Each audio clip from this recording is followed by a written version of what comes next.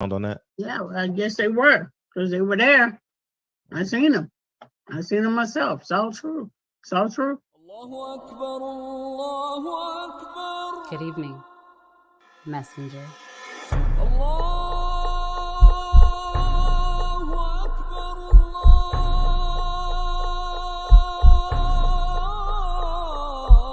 You convinced us that you were the last messenger.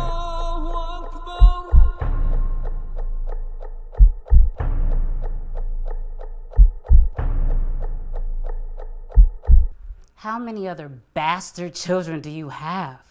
It's what? I said Malcolm alleged that some of Elijah's women were underage secretaries, and can you expound on that? Yeah, well, I guess they were, because they were there. I seen them. I seen them myself. It's all true. It's all true. Good evening, messenger.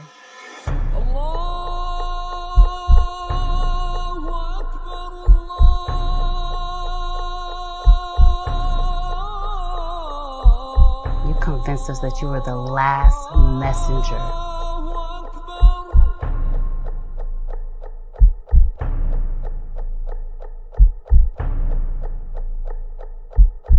How many other bastard children do you have? It's what?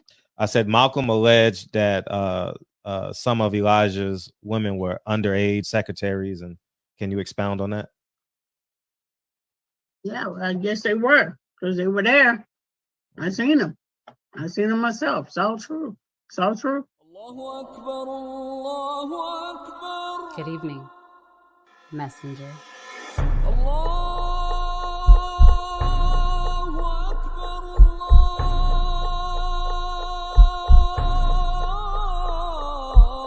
You convinced us that you were the last messenger.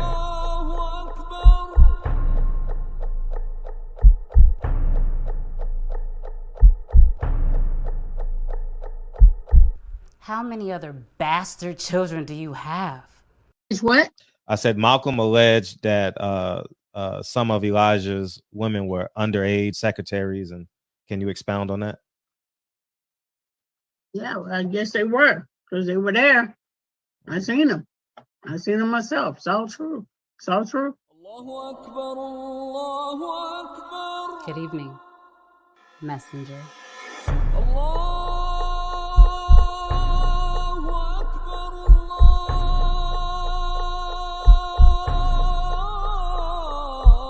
You convinced us that you were the last messenger.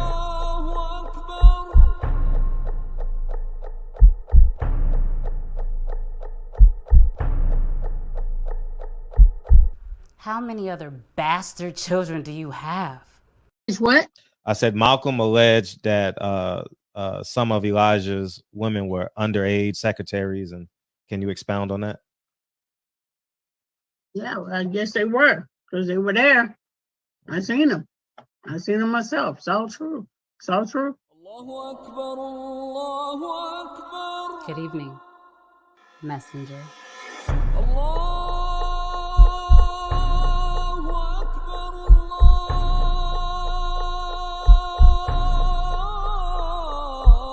You convinced us that you were the last messenger.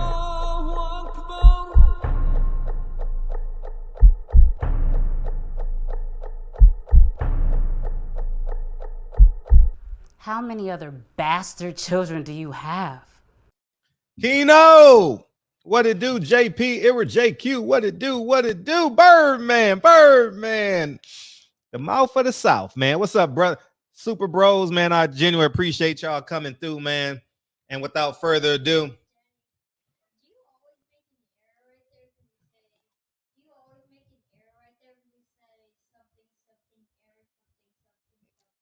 I don't know, but I'm waiting for. Do you want an audience?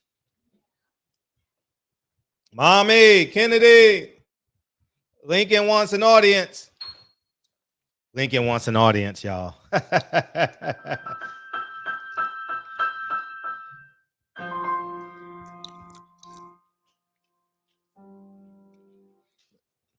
All right, we got Dr. Dre and Kennedy in the audience. Without further ado,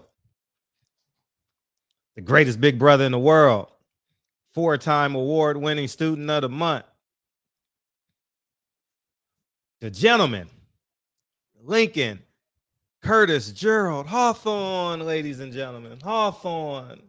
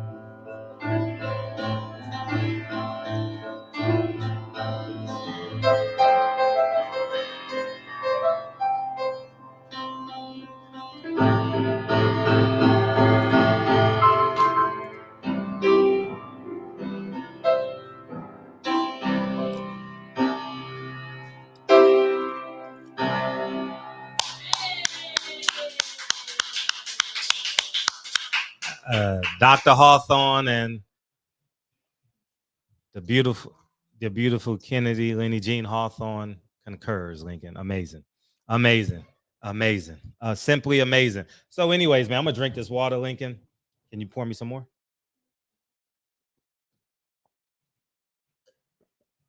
Link, great job. Hold it with. All right. Anyways, how's everybody doing, man? San Diego just tried to squeeze play. You know, what is that called? A squeeze? Yeah, it's called a squeeze. San Diego's up 4-3 in the top of the 6. Yep, out by a mile. So yeah, man, we got a fun show. What's up, boxing and basketball, man? I appreciate you coming through. Let me get through this, and you more than welcome to come in and express what you know. I know, right? Give him production credit, right? I better. That motherfucker turned around. Oh, what a catch. What a catch. He was turned around 18 different ways, man. But before we get into the show, I really like what Deontay Wilder looked like in the media workout today. I really did. Oh, man. I was really impressed with that. Really impressed. He was agile. He looked like a boxer. The right hand is there. You don't have to worry about that. But I was impressed. I'm interested in what y'all thought about that as well. But I ain't gonna lie to you. Like you know how you say, oh yeah, but I was like, hey, Dr. Fuller, if you're listening already, I suggest you go watch the complete. Thank you, dog. I suggest you go watch the complete version of Deontay Wilder's workout.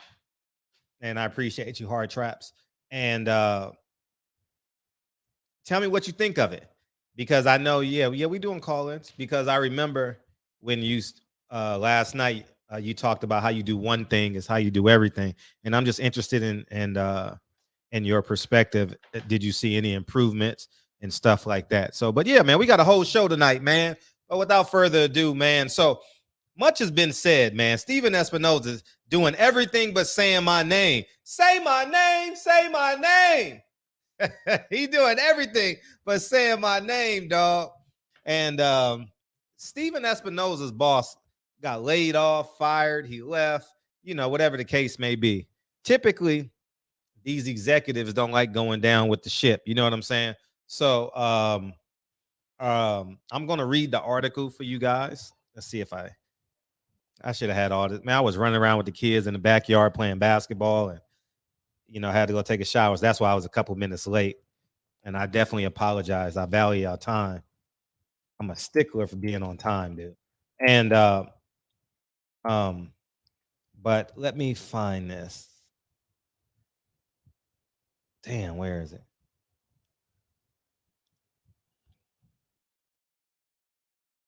Here we go, right here. Let's pull this up and we'll do this together. How about we do this together? Because we are family. Served fresh is where I got this hoodie. Served fresh.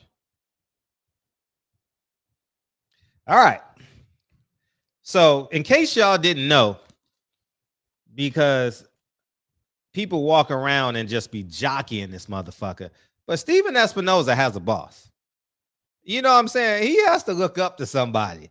You know, I know many of you guys in the chat own your business, and I definitely applaud you. You work for somebody. I'm comfortable with that too. I applaud you. But it's amazing how people put people on pedestals when they do the same thing you do.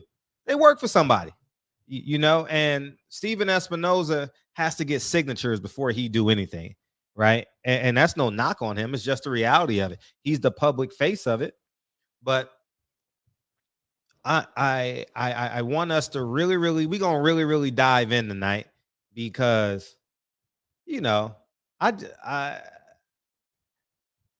I warned everybody and people said I was crazy, I was a liar, I didn't know what the fuck I was talking about. But when you follow earnings reports and you watch the stock go up and down and left and right, it pretty much gives you your answer.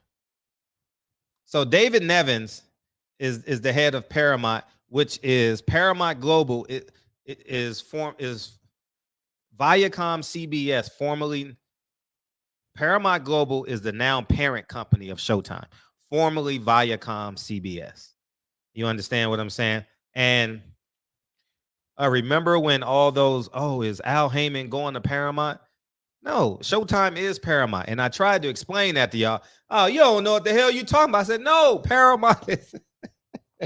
Oh, man. But anyways, man, shall we continue? I'm just going to read the article so people can timestamp it when they're talking about it tomorrow. And they're going to say, Fred is crazy.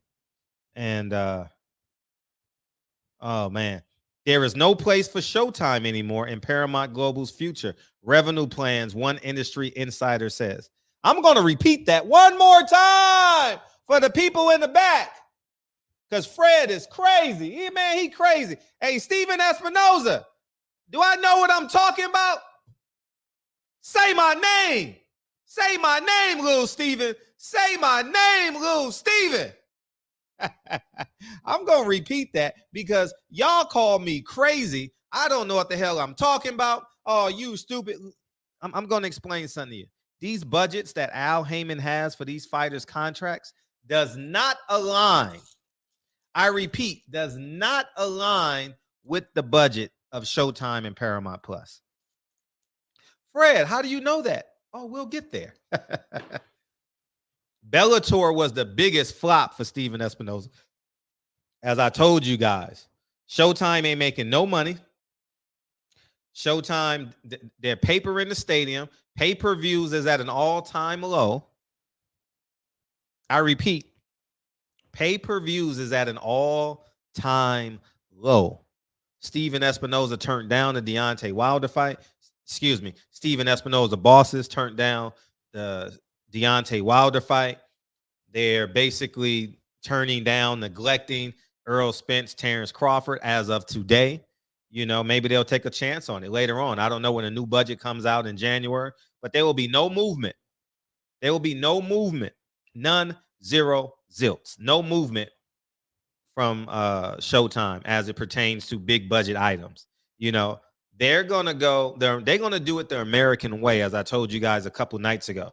Cheap labor. Oh, yes. Sebastian Fundora, Ocampo, cheap labor. David Morrell, cheap labor. He's going to fight somebody you never. I guarantee you, I don't know who David Morrell's opponent is. As I told you, he was fighting. I guarantee you, David Morrell's opponent will be from another country. I guarantee. Anybody want to bet me? I'll take it 2-1. David Morrell's opponent will be from, I don't know what country, but it won't be from America. I guarantee you that. Watch what I say. He's going to have some, I don't know, some Mexican name, some Russian name. Watch what I say. Now, the Mexicans aren't that big. So it'll be from Russia, or Africans aren't. Maybe no. I've never known PBC to use Africa. So maybe they'll go Russian. Maybe they'll go European or something like that. Because the Europeans are bigger than 47. The Mexicans typically aren't bigger than 47. You know what I mean? So maybe they'll go Russian or let's see. You can go African. Maybe they'll go an African country or a Euro-Russian country, somewhere in there. I guarantee you that. I can almost guarantee you that. And they're going to pay that man $100,000 go get his head beat in by David Morrell. Watch what I say.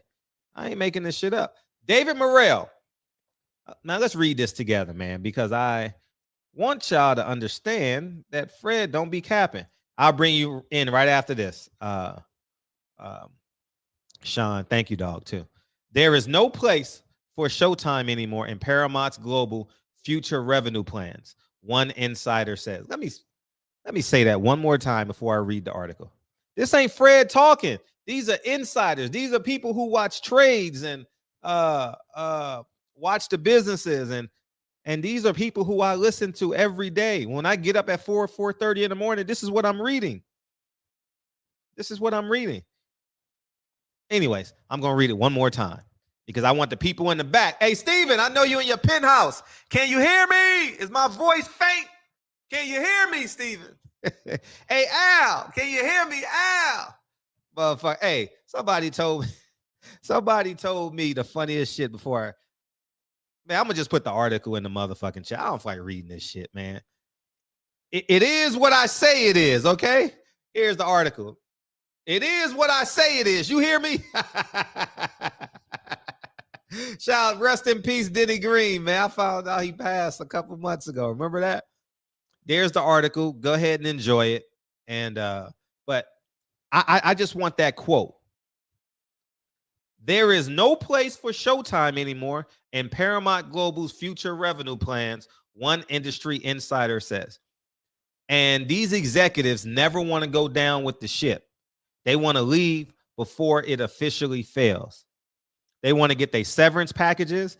They when you that high, the severance packages is worth millions. You got stock options, et cetera, et cetera, et cetera, you know, and but it has become a day of reckoning. And I'm just going to pull this out. But I really want y'all to see something else. And then I will move on with the show. Because Fred be lying, y'all. Fred is a liar. Fred don't know what the fuck he talking about, huh, Steven? Hey, little Steven. Fred don't know what the fuck he talking about. Fred don't know what the fuck he talking about. He don't know shit. Fred don't know shit. He don't know a goddamn thing. Oh, man.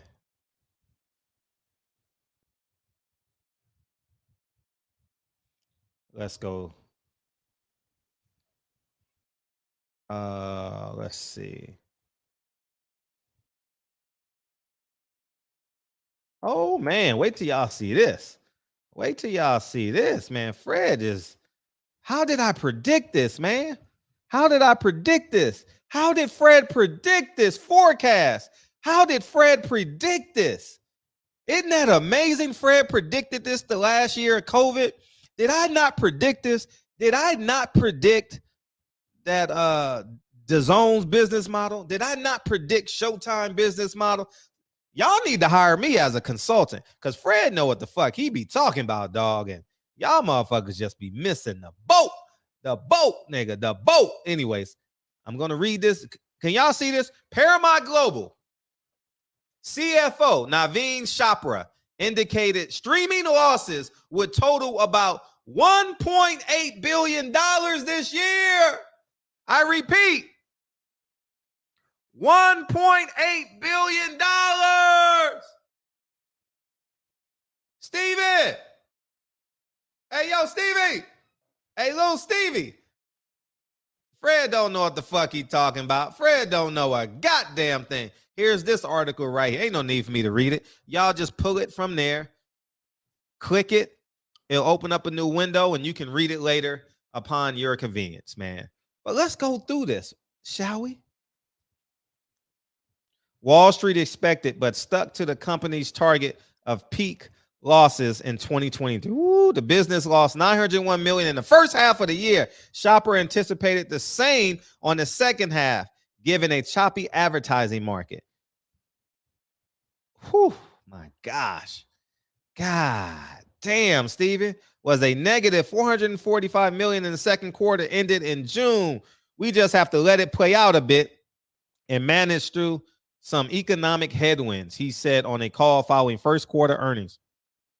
Analysts sought but didn't get any timeline for reaching break-even profitability after 2023.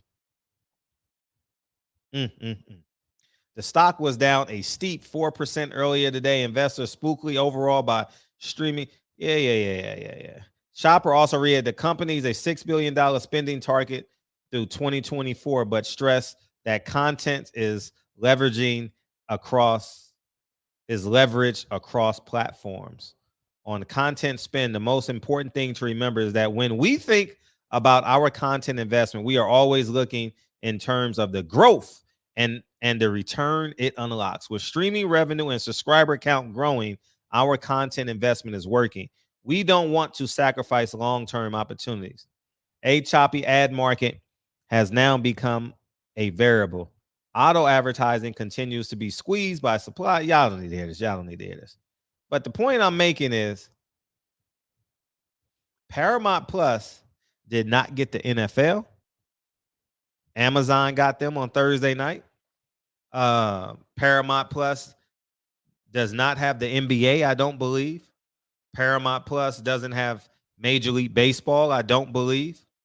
Who's going to report on this like they did the Zone? Who is going to report on this like they did the Zone? Huh?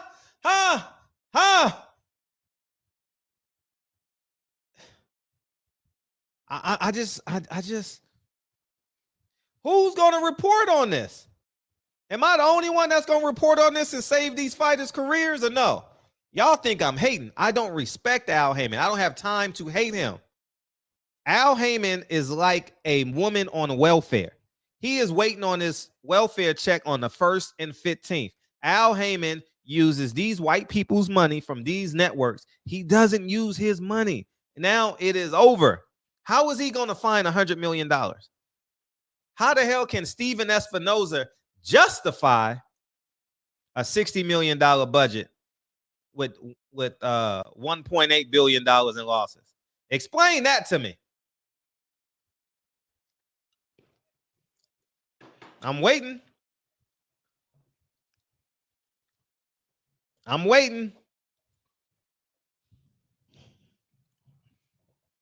Drew, you're a real person, Drew?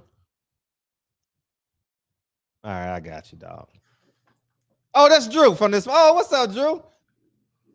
Let's bring y'all both in, man. I appreciate it. I'm on the road right now. Oh, okay, I appreciate it. We got boxing. And what's up, Sean? How you doing, dog? Hey, what's going on, Fred? How's it going? I'm good, man. I'm good. Man, Fred, I'm so glad, man, you put that out. When I saw the upcoming video, I was like, man. I said, man, me and Carcino, I told Carcino this as soon as HBO, when all the PBC fanboys were laughing at HBO shutting down. I was like, listen, they had to cut their losses. And I told me and Carcino, I said, it's not going to be long. I said, Al Heyman is going to drain them dry like he did HBO, sucked all that money out, and he's going to do the same thing to Showtime. Stephen Espinoza, in my opinion, he wasn't worried about it. He was like, Al, what's happening, Al? Oh, you got that money, so we ain't got to pay nothing right now? Oh, just, yeah, go ahead and use that hedge fund money, and, we'll help you from time to time you need. We'll be your distribution point.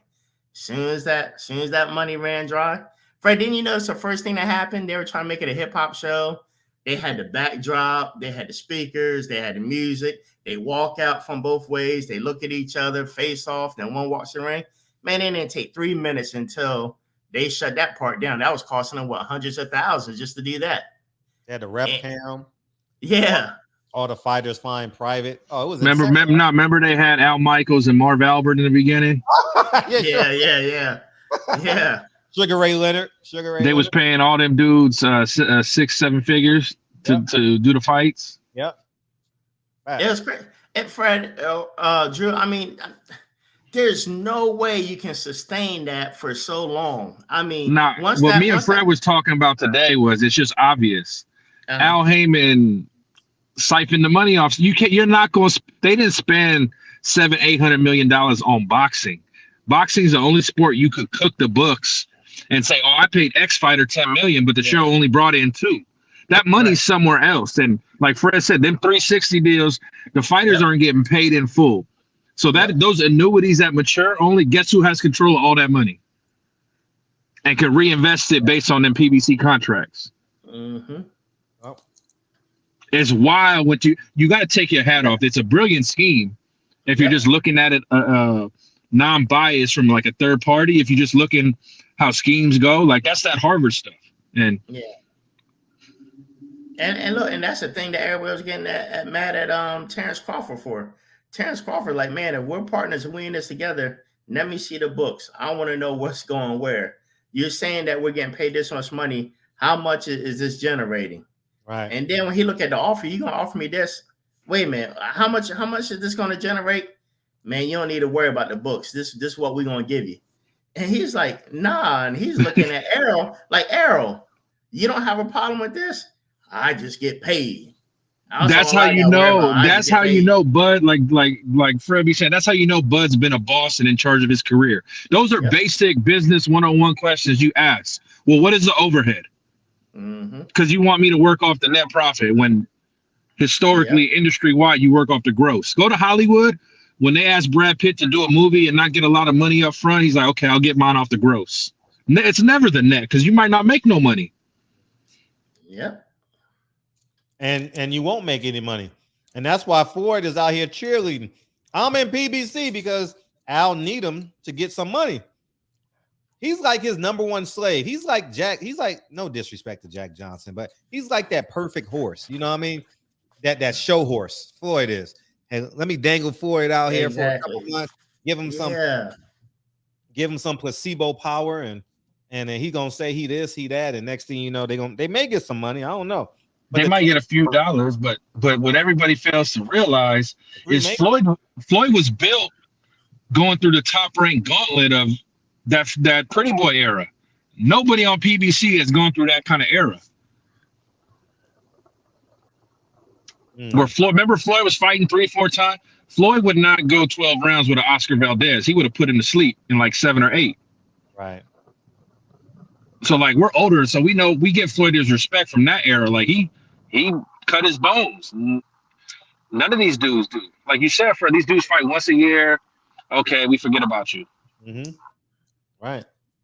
And the fact that Floyd can't get no distribution in North America is insane. Exactly. No one picks up his fights.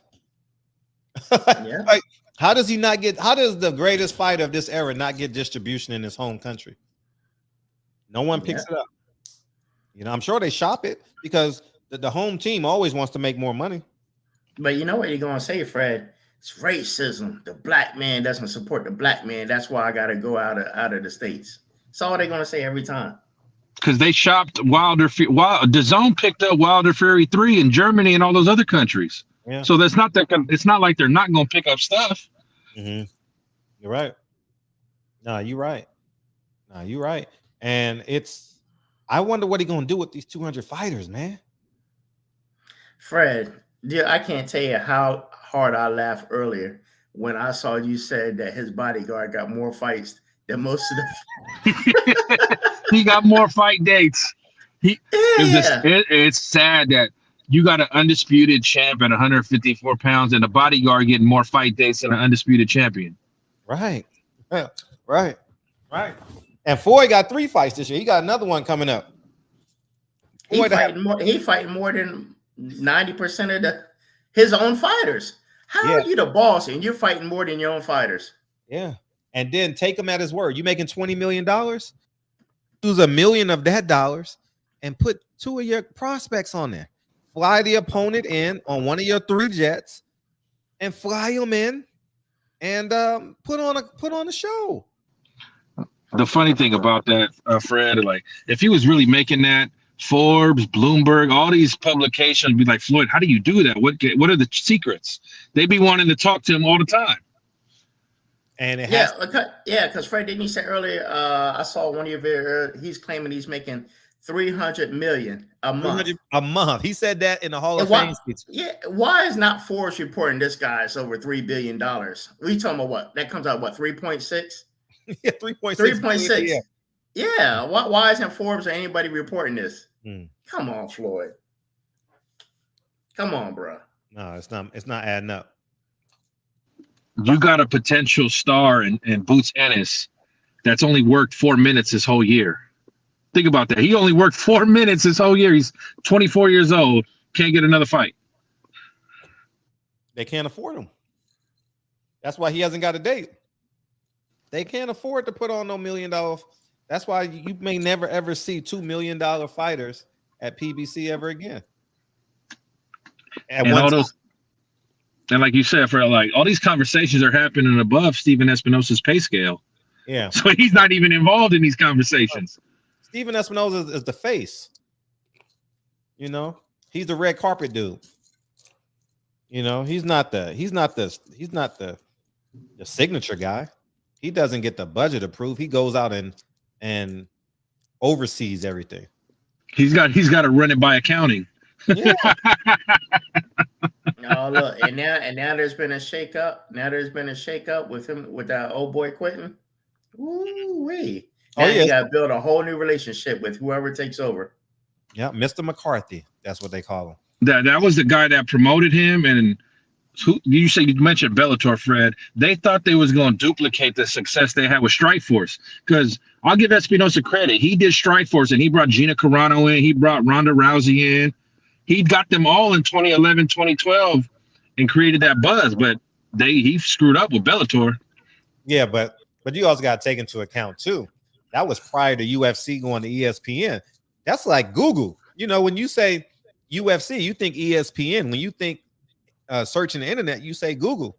You know, when you say coffee, you say Starbucks. So that was at a infancy stage, you know, and but now they have no licensing. You got to get some licensing on these streaming services. You can't, not unless you hit a home run with a content creation. And that's like a luck of the draw. Like it's no guarantees with content creation. But if you get like the NFL, if you get the NBA, if you get like how everybody was laughing at DAZN, and rightfully so, when they came into America. But Stephen Espinoza didn't get younger. He didn't change it to digital. Everything was still like analog, for use of an analogy. He didn't push nothing to the app. You know what I mean? And he didn't do no watch it here first on the app before it goes to YouTube, or, you know, subscribe here, or 10 free people will get tickets to the fight. The tickets ain't selling anyway. You know what I mean? So do something to get these dudes and these women to subscribe, but he didn't do it. Yeah, because one of the biggest thing about that, where he lost out on, you know, when these people have these cable television shows, when you get that HBO, Showtime, Stars, that's all bundled into a package. Right. So, you know, the price is lower, right? But if you were to push people to the app and you're paying $15 per month for the app, could have increased his revenue and rode off of that, but he didn't do it. Like you said, he didn't change with the times. Yeah, he didn't change with the time. Remember they was laughing at Eddie Hearn? Mm-hmm. And then, you know, when I got it, I'm gonna keep it a buck. When I got it, when Mr. Haney came in here and said, "You're on an app right now," and I said, "Oh shit, you're right." Yeah, exactly. I'm on a YouTube app right now. Yep. Exactly. And it all made sense to me. Because apps are an everyday part of life. Who goes on Amazon? Right. Whether to watch TV or order something. Right. You're absolutely right. And Fred, I like what you said. And so many fighters, and I talked about this the other day. It's just like the music industry, right? These guys, they want to use their, you know, they want to use their name and make it a promotion company. Canelo Alvarez Promotions, you know, TMT Promotions, whatever fighter, Manny Pacquiao Promotions, right? So in my mind, or my opinion, they're doing this just so they can say, "Hey, I got a promotion company. I get a little bit more back end, and they don't have no infrastructure. They don't set nothing up. They don't have nobody boots on the ground. All they're doing is just leverage to say, hey, I'm gonna use my platform just to throw out a few tweets, a few little social media posts, and I want to X, Y, and Z. And like you said, Fred, why would you want a small little bit of a back end when you can own stock in that company?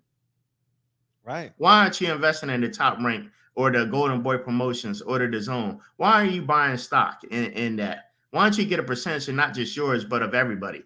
Right.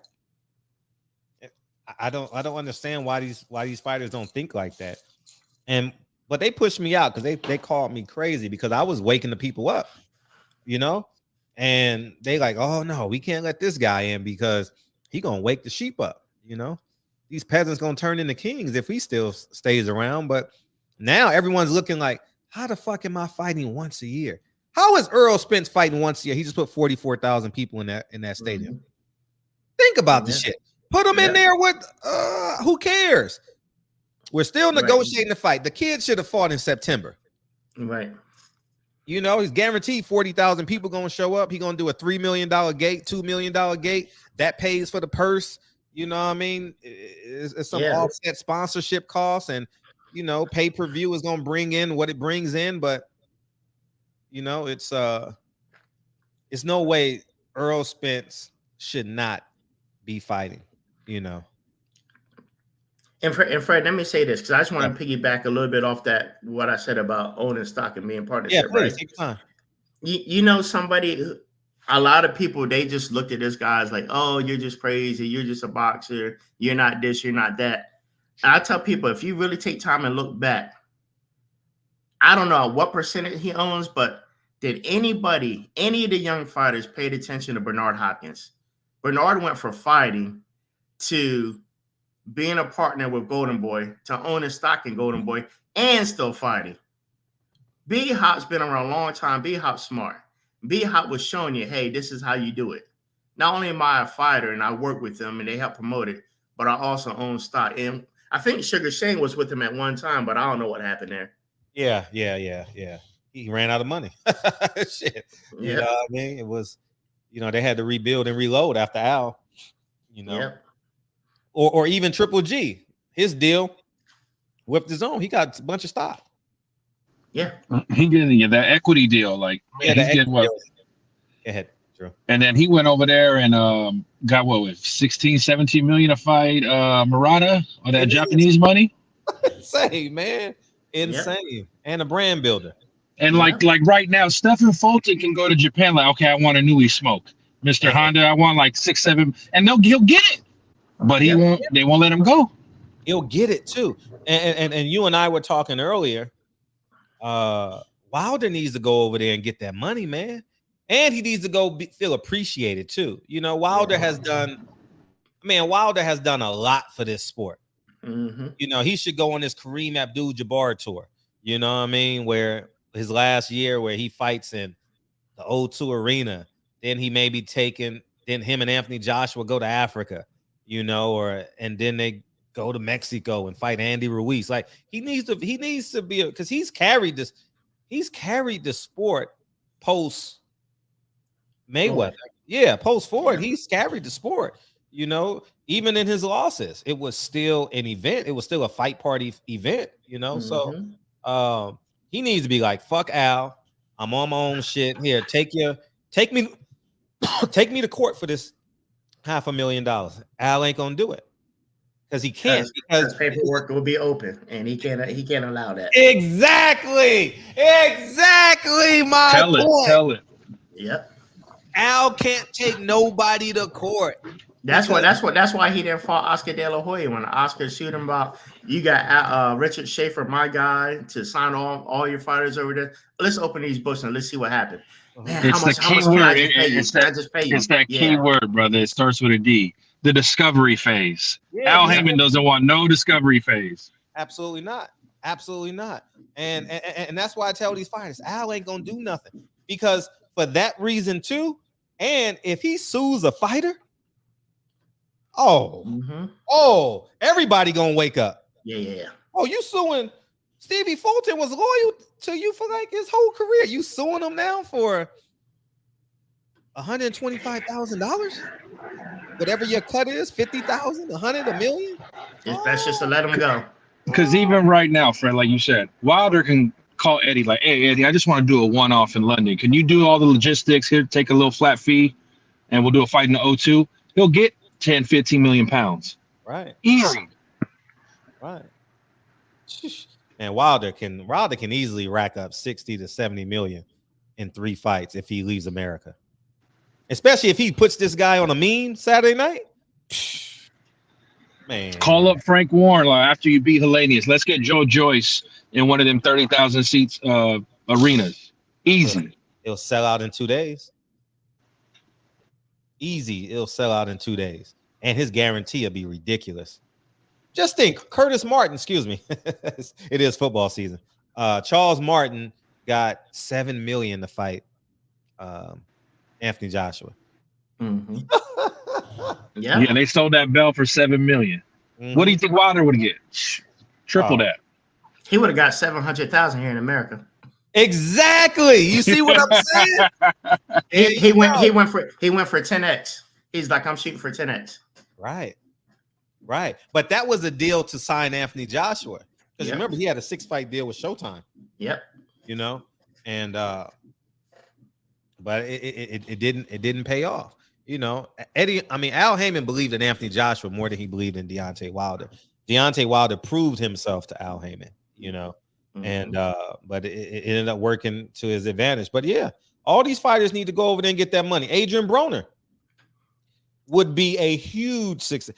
The UK has never seen an Adrian Broner. Adrian Broner just need to take his camp and move to the UK. Just move. Sign a contract with Eddie Hearn. Don't come back to America for a year. Get your Michelle Joy Phelps on. Don't come back. Secure the bag, and you're gonna be a hero. Stephon Marbury did it. Yep. You know, like he could, like Broner could have had that Conor Ben fight last year and made $5-6 million easy. Yeah. I mean, yeah, because the initial negotiating starting point was $2 million. So now, I mean, his brand might be tarnished a little bit, but you still got Amir Khan out there. You still got, you know, you can catch with Amir Khan at like one. I mean, or like Fred, you could tell Eddie, like, let's give me some club fighters to build the winning streak back, and then throw me in a big fight. Eddie will be glad to do it. Eddie needs that credibility too. He doesn't have that American credibility that can take him beyond his voice. He doesn't have that. Devin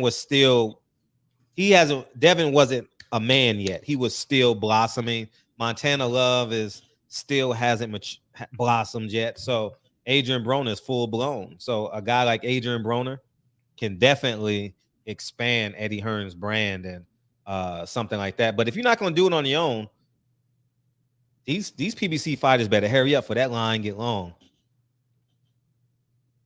Yeah, they should be calling him right now. Hey Eddie, can I be in that next fight in Abu Dhabi or Saudi, whatever? Because they paying him big money to go over there. Hey! Somebody said PBC will give Deontay Wilder $200 million. Yeah, come on, man. His guarantee Saturday is 3.5. I think. You don't think, Fred, like Wilder wins, the Saudis are not going to be like, okay, we need AJ and Wilder here. If they gave Usyk $75 million to fight AJ in a rematch, and AJ got 110, you think it was that high? Well, to go to the final after the endorsements and everything, the final numbers, AJ gets an extra 20 to 40 million based on his commercial endorsements each fight. Wow. That's why Fury was chasing him after 2 losses, because he's not going to make that money fighting Manuel Chisora. AJ, there's a big billboard of AJ right there on Wilshire and La Cienega for Hugo Boss. Oh, it is? Yeah. Like AJ, I like AJ a lot. He's still a star. He still brings the money to the division. You put AJ and Wilder in Saudi after coming off some couple wins, they're both gonna get 100 million each. It's a big fight. That's still the fight in the division. Hey, Fred, I was going to ask you, I haven't really done my research yet. Tell me a little bit about who's this new company that's been on the scene for about a year? Probellum. Tell me a little bit. I haven't really done my research on it. Tell me about Pro Bellamy. Yeah, it's a Richard Schaefer and what's that guy's name? Canahan venture, but Canahan money has been freezed. I guess they can't use it because Richard Schaefer does business in America, so he can't use that money. So that's why, you know, they're going through promoters like Marvin Nation, yeah. You know what I mean? To get Regis Prograis a fight, and you want to come in and holler, yeah. So they need a money source. Richard Schaefer. I mean, what would you say the average or the highest pay has been for a fighter on there now? Not much, but they have a lot of names though. Like they probably within the 500,000 to 1.5 in there, you know. But the fighters are making their money by at least getting 2 to 3 fights per year, though. Yeah, right, so right. Okay. Yeah, right. Got you. Okay. Hey, what's up, Anthony? Hey, you said that Wilder could go on a tour around the country and get 60 around the world, around the world and get 60 million, right? Mm-hmm. Who's been paying the most? It's been PBC. So if he gets a big knockout on Saturday and it's that impressive, and somebody else is willing to take him on a tour around the world and pay him, Showtime, PBC, they not letting that money get. They gonna give him more. They're gonna be able to pay him more based on their model of the pay-per-view model. People still gonna buy the fights, Fred. Y'all gotta remember, this is business. Yes, they had a setback and they have to reorchestrate or however they have to do their business in boxing, but boxing's still selling. We're all on here talking about. We can pull up at least 100 platforms right now on YouTube, and all they do is talk about boxing. It's like 5 or 10 new ones every day talking about boxing. So it's not that boxing stopped selling. They just but couldn't Deontay make more if he did go over there and they sold out a Wembley Stadium at 70, 80,000? No, and I mean, just look at the gate. Look at the gate by itself. No, because they make more in America. They make more generally in America. It's been proven. So why would he do that when he'll just bring the people here? Tell me the American list that he'll make 200 million. I'm saying if you take those same fights that you talk about, Joshua, who else did you say? I just know you said Joshua for sure. That's all I can remember. But you named out a few fighters that he could fight. He's going to make more money here knocking them out because you're going to have people paying more for the seats. You're going to have people paying more. That's for the not ticket. true. No one's going to pay. They're not pay. Name a fight that they paid what Saudis pay for a site fee in America. You're just talking about just the site fee. We're talking about pay-per-view. You talk about who's like paying the boxer up front as a guarantee when you talk about a site fee. How did Anthony Joshua get 100 million coming off a loss from the South from this last fight? Because he's marketable. They want to pay that much for him. And he's more marketable abroad than in America. The metrics show it. So is Deontay Wilder. He's more marketable in America than he is in some other country. If they bring him here and the Joshua guy over here with him, they're going to make more money in America than they're going to make in Saudi. How many people can you get over there to it's not about getting people. Saudis don't care to get people over there. They care to sell the rights to all these other networks. Okay, but how much did they pay? 100 million? But how much did he make more than Fury and Joshua made in their fight together? Who? Joshua. I mean, more than Fury and Deontay Wilder. Yes, he did. Look at Alexander Usyk made more than Wilder and Fury in those last two fights combined. Alexander Usyk made 75 million in total in this last fight. How much did he made 70? He made 70 plus million. And Deontay Wilder and Fury made 50 million in a piece in one fight.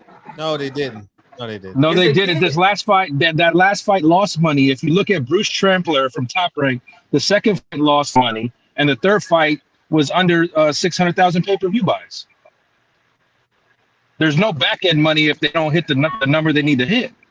The gross is not even 100 million. The gross is not even 70 million. Do the calculator. 500 buys times $75. That'll give you, and the gate is 10 million. That's the gross. Before anybody takes any money. The gross is not even 100 million. Case in point, Deontay Wilder's comeback fight even sold out. AJ's next fight, his comeback fight's going to sell out within a couple days in his country, but Wilder's not selling out in his country for his comeback fight. That's telling right there. Wilder would be a rock star overseas. A fucking Beatle. They would love him over there, and that would put more pressure on AJ to take that fight if he just go campaign over there for a couple fights. Wilder would be a rock star. It sounds like Joshua is a rock star. Wilder is not. If Joshua and Usyk is making that kind of money in Dubai, then it's Joshua. It's not Wilder. No, it's Joshua, because Joshua. Look at Joshua's sponsor. He's sponsored by Range Rover. That's what I said. That's what I said. Jaguar, Hugo Boss, Beats by Dre. Joshua has blue chip corporate sponsors that give him anywhere from 20 to 40 million extra each fight. Because Dre, just in that fight, just in bonuses and sponsorship deals, it was 44 million.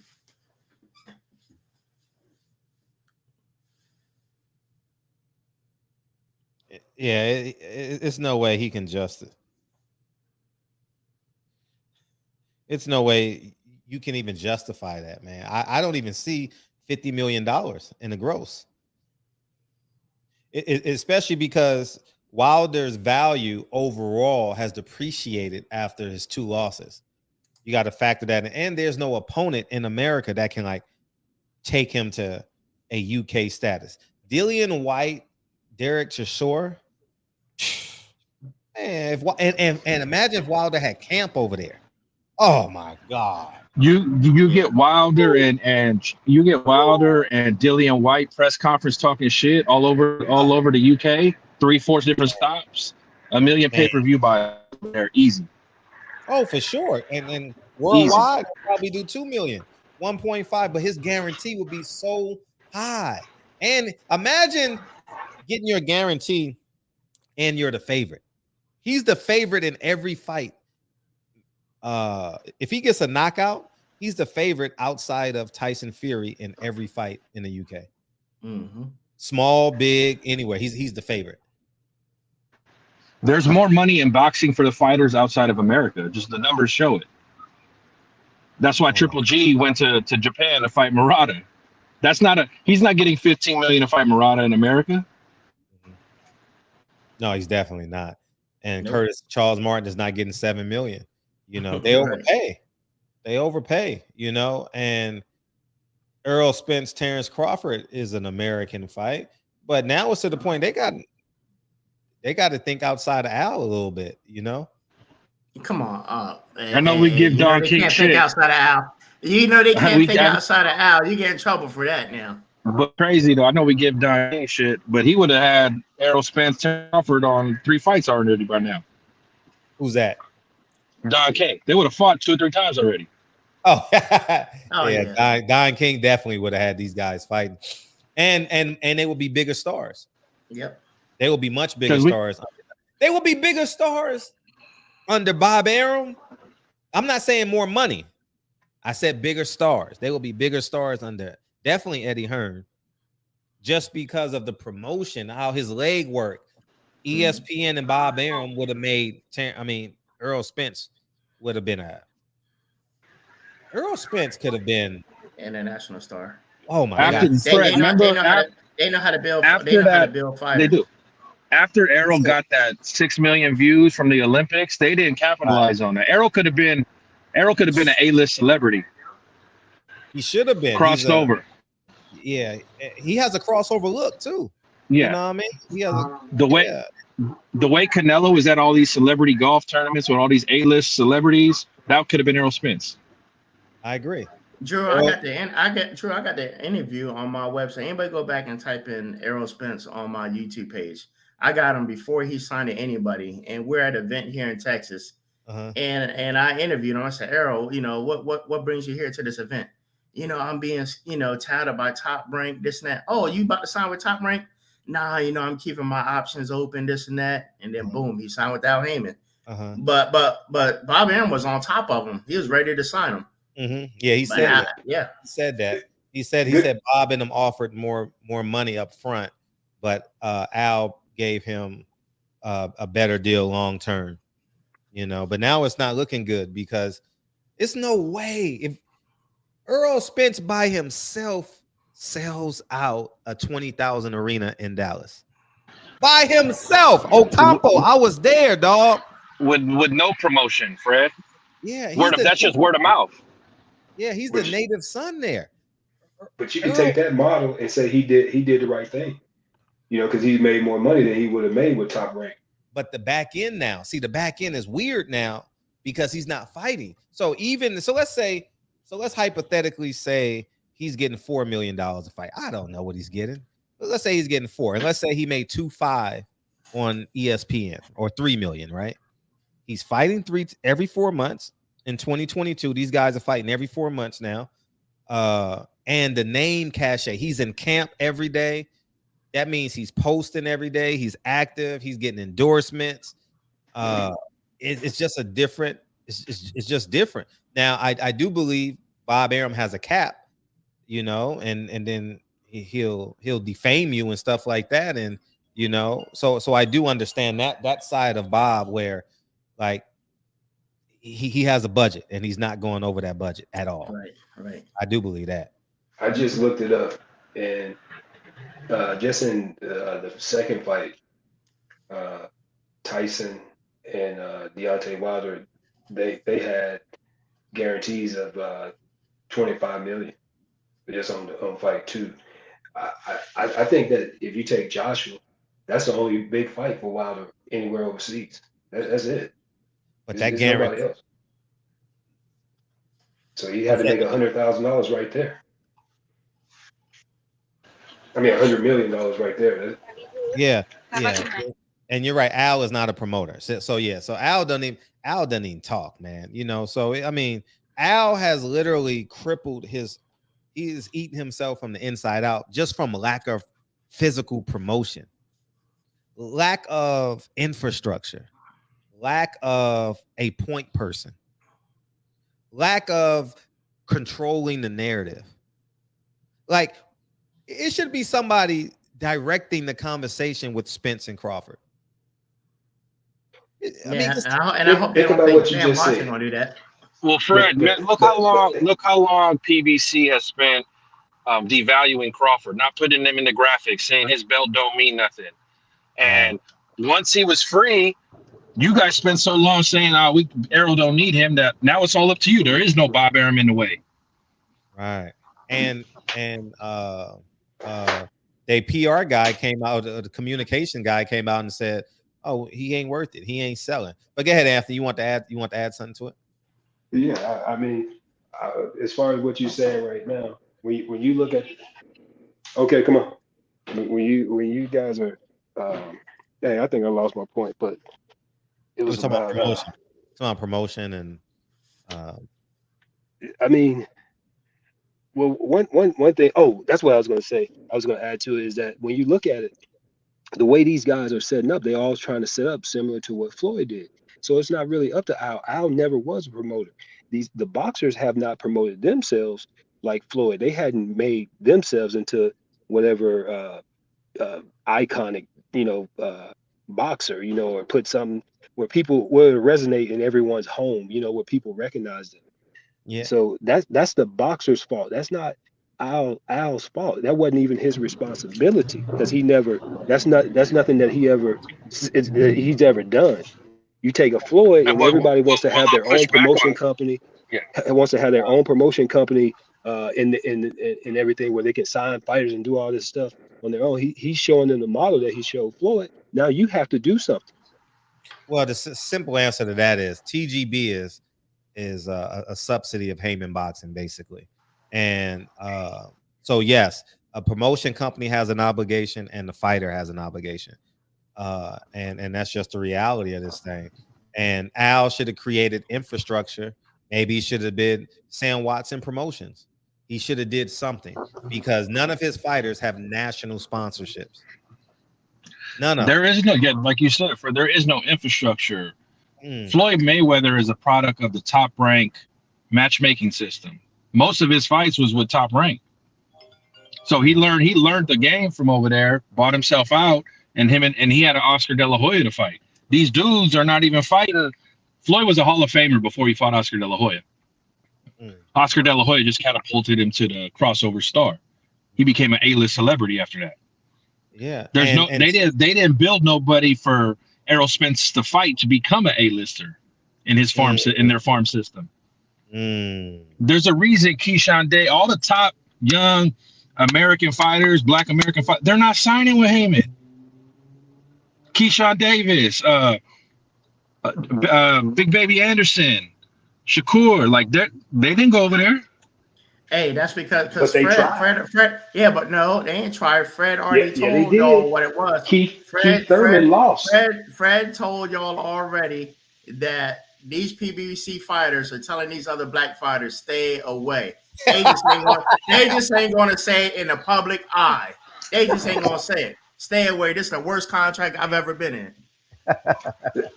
that may be the case in some of those situations, but at the same time, we can't ignore the truth. And the truth is that Al Heyman is not a promoter. He's a consultant or whatever. And these guys were supposed to form their own promotional company. They're supposed to do their own promotion. They're supposed to get their own infrastructure there. So they needed that type of insight. Okay. Yeah, but how? Who's going to teach them? And when you talk about them building a fighter, a big fight for him, Keith Thurman got the fight with Manny Pacquiao. That was a gimme fight. He was supposed to win that fight. He lost. That was the big fight for Thurman and Spence. That's what they were building up to. He lost the fight, bro. He went to bed. There's no fighters though negotiating network splits, hiring insurance brokers that cover the event. That's not a fighter's job. To do all the insurance, to make everything's insured at the venue, to call up the Staples Center like, hey, what's the deposit needed for the Staples Center? That's not a fighter's job. That's not what I'm talking about when I'm talking about the infrastructure. That's what the PBC is for. No. Al is a promoter, man. Like, I mean, Al is in charge of all that, man. He is the president, just like a president of HBO and Showtime. Al Heyman is the president. His subsidies should have been a gym, a promotional company, a PR team. He should have had all these vignettes in under Al Heyman boxing, and he didn't do it. So now these fighters on the back end, on the front end, it was great because they had $1 billion, and it was top heavy. And now the reality is setting in that no money is being generated. It's pay-per-view is dead. It's free tickets. It's insane, man. He literally botched the whole thing because no revenue is coming in to offset his ignorance as it pertains to the business of boxing. Hey Fred, can I chime in? Yeah, go ahead. I agree with what you said. I don't know who it was that mentioned about how the fighters they tried to pattern themselves after Floyd, but they made one costly mistake. They didn't promote themselves. Now, yeah, that onus is upon PBC. It's upon Al Heyman. But if you're a fighter in the landscape in the climate in which we see the business of boxing, like as a fighter, you got to become a businessman as well, because there is no Don King anymore. You know, he was the great promoter. Boxing is just a dying sport. If you notice, all the stars that have made a great amount of money they didn't have to promote themselves. You know why? Because they all had countries behind them. And I'm gonna start by saying this. Nobody got countries behind them. No, watch this. Listen, I'm about to break it down for y'all. It started with Oscar De La Hoya. Oscar De La Hoya didn't become a star just because he was Olympic medalist. You know why Oscar De La Hoya became a star? What he came out the 92 Olympics. He's Mexican. What else happened in the early 90s? Oh, the floodgates from Mexico open. Now all the Mexicans came over, LA area specifically, and they got and they get behind they fighters. He was an Olympic. He from being an Olympic star, he built his name. Bob Arum snatched him up right away. He played on the market. Oscar didn't have to do nothing but just win, train, and win his fights. Now look, now we got a superstar in the making. Floyd Mayweather, 96 Olympics. He came up under the same stable, De La Hoya. I'm better than this dude. Why he not promoting me? Mayweather got it. He said, oh, I get it. He promoting De La Hoya because De La Hoya got cash behind him. He got a market behind him. What did Mayweather do? He started promoting himself. He not only started fighting all the top guys, he started self-promoting. Because we can all say Mayweather was a more fan-friendlier fighter pre-Money Mayweather. But he wasn't making the money, though. He started making the money when he started promoting himself. We're talking about the infrastructure. We're not talking No. You can have all the infrastructure in the world. The business of boxing is dying because there is no hardcore fan base. Only people that are becoming stars are two type of people. Those who have a country behind them and those who self-promote themselves. Prime example, how the fuck can a guy like Jake Paul, the Paul brothers, come in the boxing game and make more than fighters? Oh, they had a promotional brand that they built from the bottom up. None of these guys did that. They all start playing Floyd games without doing the Floyd work. It is what it is. Floyd got it. Floyd was smart. See, they came in there thinking Floyd did not start self-promoting till really the 24/7 Oscar De La Hoya fight. Floyd was just a fighter. Of course, but you got to understand what happened. The reason why no PBC fighter is a star, L, because there's no infrastructure. That's also, really that. There's no name me a top rank fighter that's a star. They build that. Also, they don't want to do the work though.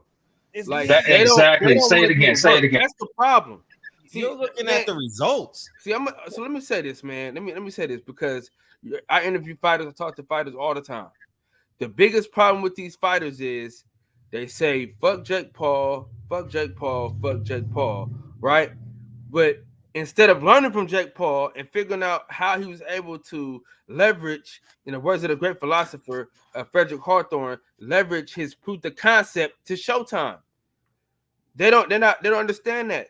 They don't understand that you got to interview. They don't understand that you got to get a fan base. They don't understand that. Like, for instance, right? It's a boxer. My homeboy does these episodes, right? The guy wouldn't even talk in his own episode. You get what I'm saying? He's like, oh man, I don't feel like doing that right now. What you mean you don't feel like doing that right now? You need to do this right now. You don't have a fan base. Yeah.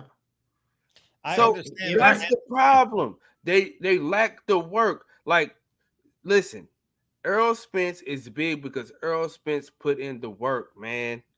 Errol Spence put that work in. But you got to understand, yeah, Earl should be bigger. Earl got everything in terms of he smiles, he's marketable. You guys got to understand something. The fighter, you can say the fighter is amazing. He needs to promote. He needs to do this. But if the fighter doesn't have a home base, Keith Thurman doesn't even know when he's fighting again. Keith Thurman doesn't even know his opponent. He's just out here begging. There is no infrastructure. Oscar De La Hoya had the ability to promote because there was a baseline. He had structure around him. You can call Top Rank's office and you can speak to the lawyer. You can speak to Seattle. You can speak to Bob. You can speak to Bruce Trampler. You ask about PBC. Oh shit! Talk to Al. I don't talk to Al. Tony Harrison said I've never spoken to Al Heyman. Johnny Rice, I've never spoken to Al Heyman. Isn't that crazy? You gotta have the infrastructure.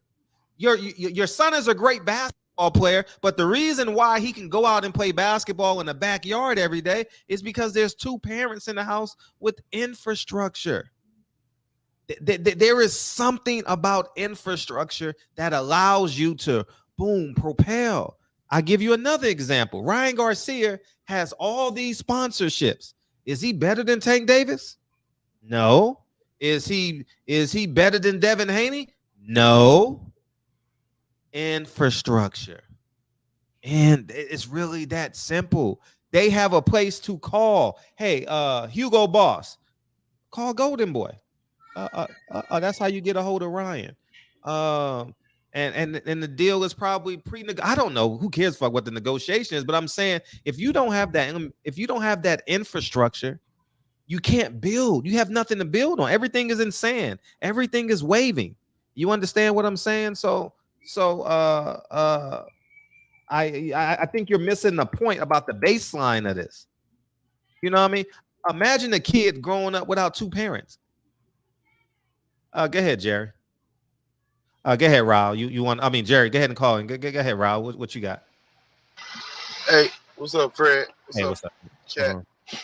Hey, no, I just wanted to go back to the brother was speaking about Bernard Hopkins. Right. Can we put some respect on my fellow Philadelphian brother? Is Dr. Bernard Hopkins now? Oh, he is? Oh, thank you for clearing that up. He got an honorary doctorate from Temple University. Okay. Congratulations. Congrats. That's all I wanted. Okay, cool. All right, peace. Go ahead, Jerry. I'll bring you back in after Jerry L. What's up, guys? Hey, what's up? When HBO got out of boxing, it should have been a warning sign to boxing fans that boxing is dead in America. I don't know. I mean, Fred, I usually agree with a lot of what you say, but I think it's a little naive to think that with Al Heyman's business acumen that they don't have any infrastructure over there. That's not why they don't have any stars. There are no American stars in boxing. L is right. If the biggest stars in the sport today are fighters who have a country behind them, like Joshua, or they have a faithful following like Canelo, who has the Mexican American fan base. If you look outside of that, and it's hard to believe, but I knew when HBO went out of boxing was not in good shape then, and it only went downhill since. And the fact of the matter is like the one guy said, Wilder would make more money. No. Over in England, yeah, they don't pay the same amount that we pay, but their fan base is huge over there, and it's very loyal. It's a smaller country, but the boxing is far more popular there. And it's hard to believe because in the United States, boxing's always been the mecca, if you will. Fighters would want to come here to fight, but it's just not the case anymore. And it's hard for boxing fans to realize that's the case, because if you look at boxing as a whole in the United States, and compare it just to the 90s, the heavyweights of the 90s, or the Floyd Pack era, which was basically boxing's last breath in the United States outside of us hardcore fans. The casual fans, they don't watch boxing, and they damn sure ain't buying it. So therefore, you take a guy like Spence, as good as he is, or maybe Crawford is a better example, as good as he is. And back in the 80s, Crawford would have been a star on par with Ray Leonard and the rest of the guys. Here today, what's he sold? 120,000 pay-per-view units, his biggest sell? That's just criminal. That's not because he is not a good fighter or necessarily that he's not a good self-promoter, because a lot of fighters weren't good self-promoters. Marvin Hagler was no good at self-promotion. Ryan Garcia, the reason Ryan gets the endorsements is because, let's face it, he's got matinee idol looks. And that's a huge part of why, it's definitely not what he's achieved in boxing, because he hasn't achieved next to nothing, really. That's why he gets them. And he's young, and he's got that big on Twitter following and shit like that. And so he's got a little bit of success going. But the hard reality is not just for Al Heyman, but I got a feeling Showtime's about to do what HBO did and get clear up out of boxing. And I tell you the truth, man, I hope for Al Heyman and for us boxing fans' sake that Al Heyman, shit gets better, because not having PBC in boxing is not good for any of us. That just means one less provider for fights. Right. No, you're right. No, you're right. Well, the market needs to be reset though, because the fighters aren't fighting because they're not getting paid anymore what they want to get paid. No, that's because. And I spent 2 weeks in London last year. 2 weeks. The reason that boxing's popular over there because they follow the entire sport. You go over there to London, the boxing fans know who Chocolatito is. They know who Inoue is. So American fighters they don't need the country. They just need to be active and go to where boxing is popular. Right. But how can you be active when the market isn't there? The market was there when Eddie Hearn getting guys to say, come over here and fight. If you're fighting 3 to 4 times a year, don't care if it's not in America, but if you're fighting 3 or 4 times a year over there in Europe and Asia, you're going to become popular. If you're giving the fans a product what they want to see. Yep, you're gonna build some back end value on your name. Fury doesn't fight 3 or 4 times a year, and Tyson Fury fought Dylan White, and he got $32 million for that fight. But not every guy's going to be a Tyson. I'm talking about the blue collar fighters. Every division needs more Derek Chisora. Yeah, that's how boxing's always worked. Chisora has several losses, but they still support him. We don't exactly. We have that here in Nate Diaz. Our Derek Chisora is Nate Diaz in MMA. Double-digit losses, but still gets 600,000-700,000 pay-per-view buys. That's an MMA fighter, man. It's still combat sports, is what I'm saying. Yeah, but MMA is far more popular than boxing. There's no comparison there. That's not in America. It is not around the world. That's not true either, though. That's not true either. What we're talking about. We're talking about American boxing. Okay, hold on. That's not true, because the Deontay Wilder fight versus Tyson Fury was the biggest shit ever. There's no UFC fight on the planet that was bigger than the Deontay Wilder Tyson Fury fight. You can't name one. We're not talking about that. We're talking about the sport as a whole. MMA as a whole brings in more. Listen to what I'm saying. MMA as a whole brings in more money than boxing in America. Listen to what I'm saying, though. He said it was more popular. If you give people the fights that they desire, they won't happen like that. This is the thing about it. Listen, the PBC has a chance to save boxing. If you put on Terrence Crawford, Earl Spence, that saves boxing. There's no bigger fight nowhere in no sport. Period. There's no bigger. You know why that doesn't save boxing? Because that's a pay-per-view fight. That don't bring subscribers to Showtime. So Showtime lost almost 1 million subscribers this year. Now, that's what. So you could put that pay-per-view on. If Hector and if Hector Lopez and Jorge Lopez is fighting, who the hell cares? Give us something we want, and we'll pay for it. And listen, you're missing the point. Hold on. Fred shared the art real quick. Fred shared the article. Showtime is losing subscribers. So how is a pay-per-view fight, a one-off, going to bring subscribers to Showtime? But check this out. Not a damn thing. And this boxing is not the only reason why people have show. Listen, hold on. Boxing is not the only reason why people have Showtime. Maybe they need to step their fucking game up, because a lot of people got stars. A lot of people subscribe to stars. So maybe it's Showtime and their programming that's fucking it up. It's probably not even boxing. So people get that misconstrued, like, oh my God, we got Showtime only for boxing. No, people got Showtime to watch the shop. People got Showtime to watch other things, bro. So it's not just boxing, but boxing doesn't do a good job of helping boxing. And the thing is that they're okay with the money that they're making. They're okay with that. They're okay with the sport being where it is because they're making enough money to do whatever they want to do.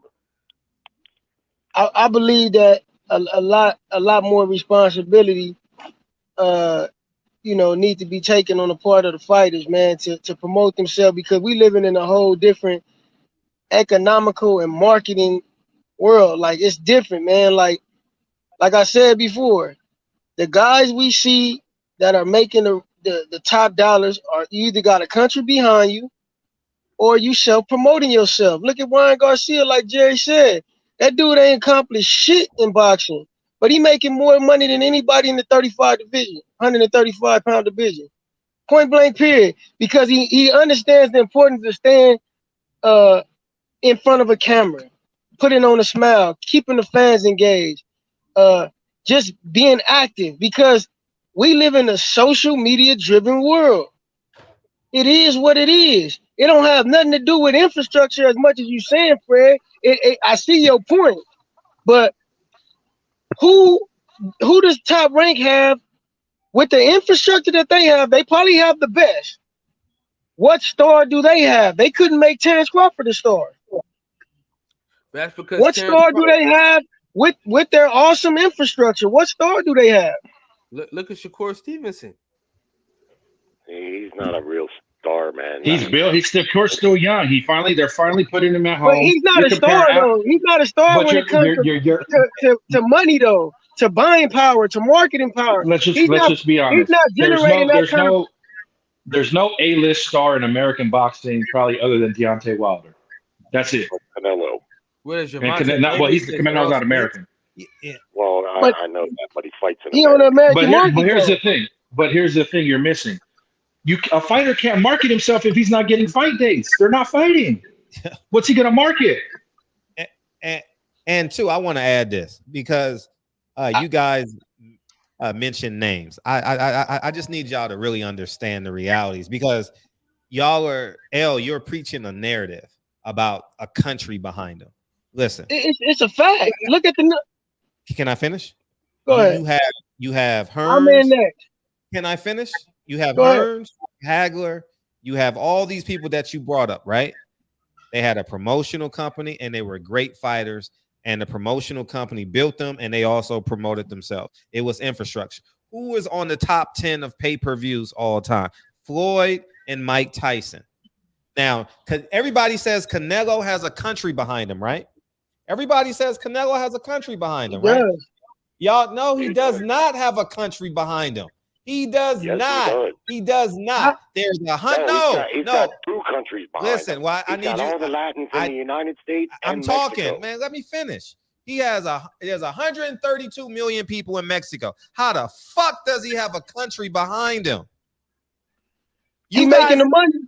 You guys are just spilling narratives. You guys don't know. Okay. Is this a narrative, Fred? I'm not done. A man does 500,000 pay-per-views, and y'all say he got a country behind him. Consistently. No, I'm not done.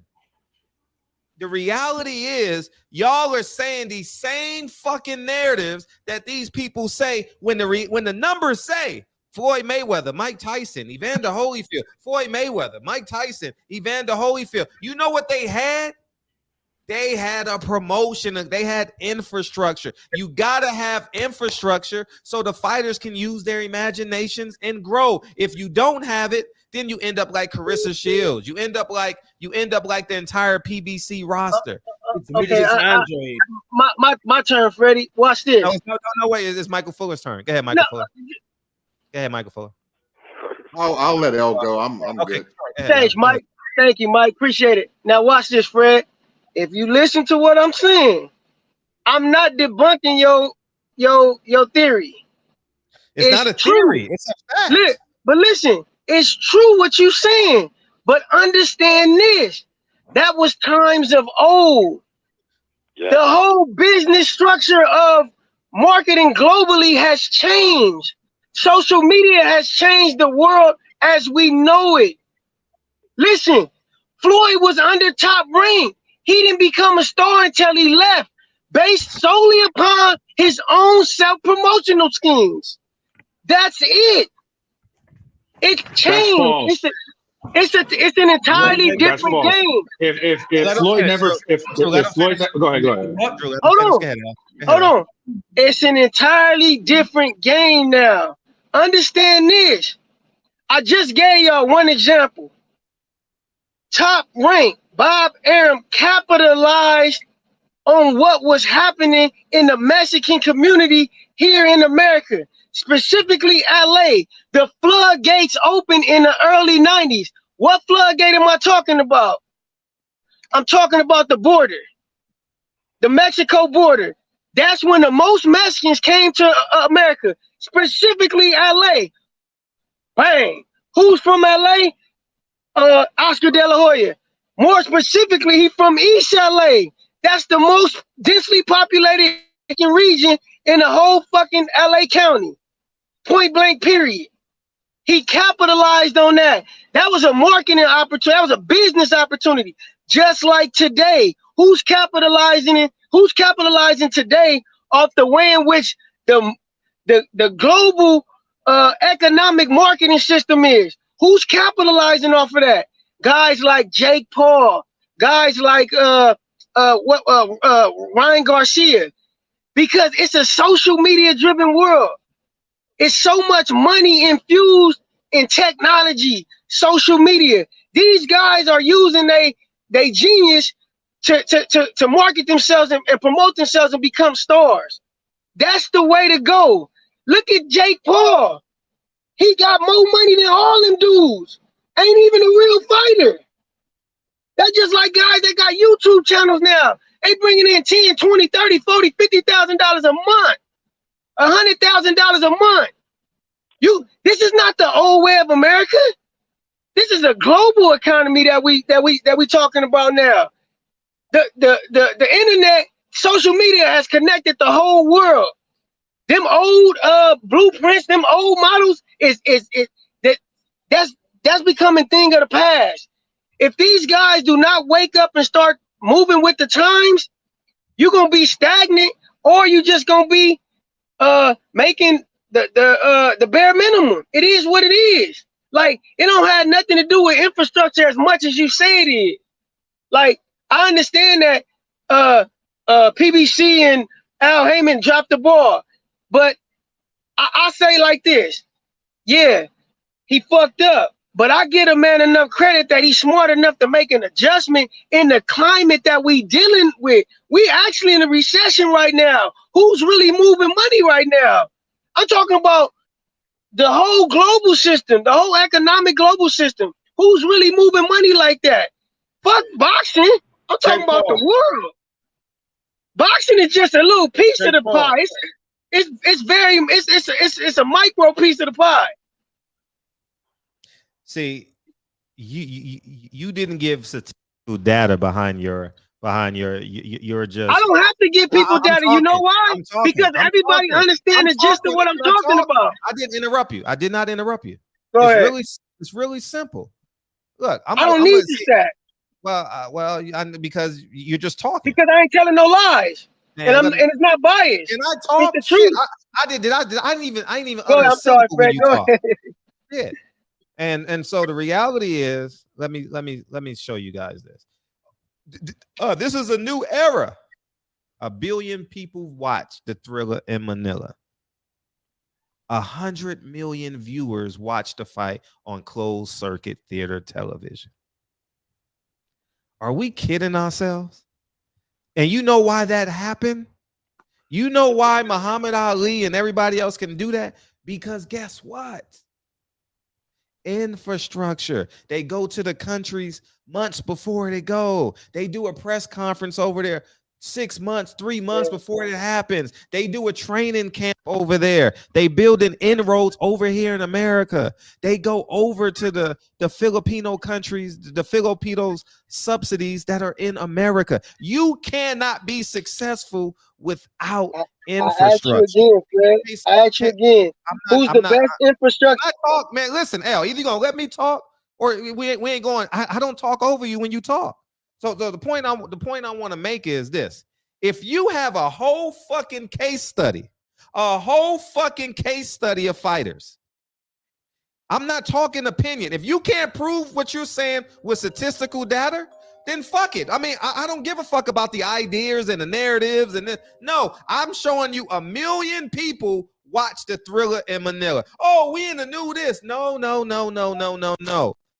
These fighters had a home base, and guess what? Bob Arum and Don King was almost as big of a draw as the Thriller in Manila. So we got to cut the bullshit out, man. The reality is when you have two promoters and a great fighter, when you have a great promoter and a great fighter, you get combustion. We have great fighters on the PBC side and zero promotion and zero infrastructure. And that's just the reality of this shit. Now we can pretend and say, oh, there's more people in America now. There's more people. More inroads, there's more access. You understand what I'm saying? So I care about your narratives. I need to show, if you can show me statistical data to prove me wrong instead of ideas and narratives, then I'm welcome to it. But until you can do that, you're just preaching ideas. I'll add to this, Fred. Does every major sport in America they put out a schedule, the NBA, the MLB, NFL. They put out a schedule for their infrastructure so the players know when they're playing to market themselves. You can't market yourself if you don't have a schedule. Right. Understand this. Them guys are not, the business of boxing is dying. I'm telling you, just look at the numbers. You like it's numbers, not. right? It's thriving. It's thriving. It's thriving in abroad. America, it's dying. It's Hey, let him get off, Andrew. Let him get off. It's a dead business in America. These promoters are not putting behind. They're not putting no money. And I'm gonna give you. You say this all the time. So fuck statistics, Fred. Right now, who will Al Heyman empty his pockets for? Right now, who will he do that for? Answer the question. You say it all the time. Right now, who will he empty his pockets for? Canelo. He's not even a PBC fighter. You know why he'll do that? Because Canelo alone draws the power to get him his investment, giving his money back on his return on his investment. Point blank, period. They don't trust these fighters' marketing ability. They do not trust them. They are not about to invest in them. Even though they signed them and they own their promotional companies, they do not believe in their ability to have a return on their investment. You say this all the time, Fred, so you gotta be feeling what I'm telling you. Like, if you're not a boxer and a businessman, get out the sport. Because you're not gonna thrive in this American market. Point blank, period. These niggas better learn the game. They better learn the game. Can I respond? Go ahead. Thank you. It doesn't matter whether it's Canelo or whether it's whoever, fighter A, fighter B, fighter C, Canelo. They're paying Canelo based off of the return. They're not promoting him. They're just basing him off of his return. He is. So the point I want to. Who's that talking? He don't have to promote himself because he got the country. I'm not. You either gotta have a country or you gotta be a great. Man, listen, I let this man talk, and every time I talk, he interrupts me. So the point I want to make is, if the return can be on any fighter, all you're doing is doing red versus black and Canelo. You're not promoting Canelo. You're just saying, how much is he worth to the market? So I'm going to pay him what he believes what he's worth to the market. Al Heyman has nothing to do with his promotion. Al Heyman has nothing to do with his infrastructure. Al Heyman didn't build Canelo. Okay? It was off of the backs of Oscar De La Hoya's popularity and his infrastructure. I went to so many Canelo fights here in LA, and it was, guess what? It was Oscar. You understand what I'm saying? Al Heyman and Richard Schaefer papered the hell out of Oscar, and that's what happened. But that's neither here nor there. The point I want to say is this. When it's black versus red, you got to pay these fighters what the market say. If the market doesn't say it, you can't pay that. So you pay them what the market say, and that way you're in the red and you're building and you're building and you're building. Al Heyman has nothing to do with Canelo. He's basing him off of what the real numbers are. He has nothing to do with Canelo in 2022. Nothing.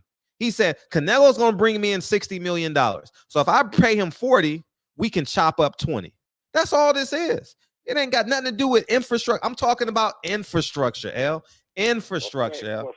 So why would he go? You just mentioned this a couple of weeks ago. You said he practically begs Canelo. That's what you said. You said he practically. Let L respond to me, Jerry. I'll let you go out there because I'm probably going to respond. You said he practically begs Canelo. Without the infrastructure that you're talking about, he don't need infrastructure with that guy.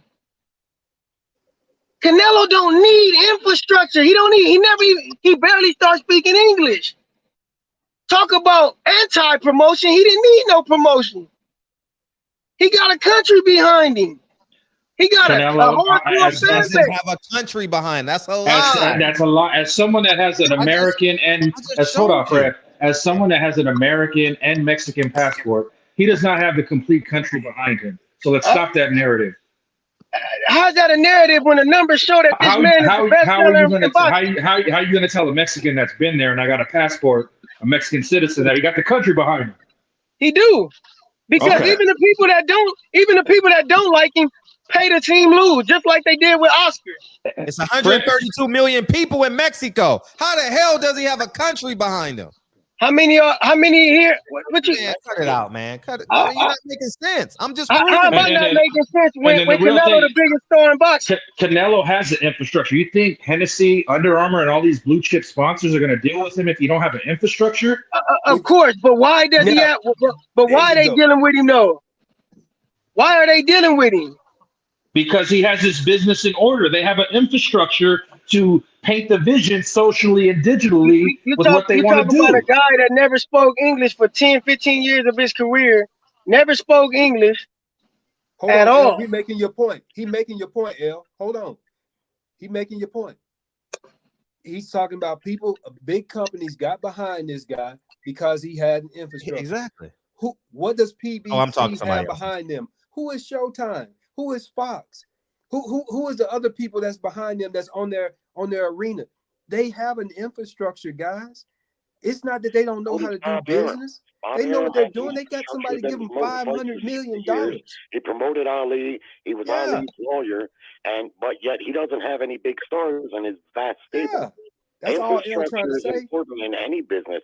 No one could argue that. Every business has to have infrastructure, but a prime example is Bob Arum. If any promoter in the business has infrastructure, it's him. Yet he does not have any big star, and that's a reflection of the American boxing market. And I don't think Canelo has a huge fan base based on where he's from. That's just complete denial. Of course, he's got the support of Mexican fans. The ones that love him will pay to see, and the ones that hate him, which is plenty of Mexicans, they're going to pay to see, just like they did Floyd. You do know Canelo's on for free TV in Mexico, and he gets not talking about the people in Mexico. They're talking. He just said he had a whole country behind him. He just said he had a whole country behind him. But the Mexican Americans that are here, they say they're from Mexico. What are you talking about? It's proven, man. He's getting paid the money for a reason. This is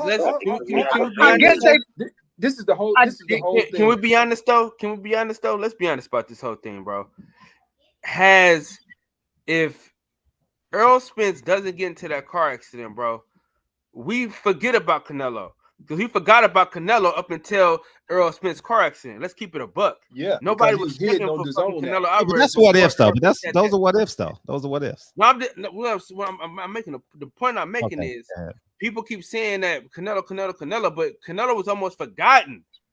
Dude, if Deontay Wilder, I know we said ifs, but if Deontay Wilder beats Tyson Fury, nobody cares about Canelo. They only care about Canelo because Deontay Wilder lost and Earl Spence got into the car accident. But tell them why, Kyle. Don't forget to tell them why about Canelo. There's no tangible. There's no data, analytical data that can back up what you're just saying. Steroids and that dwindled his selling power for a little bit. No, it was because he was over there on the Zone app, and nobody. I don't give a fuck where he was. Don't have the Zone app, man.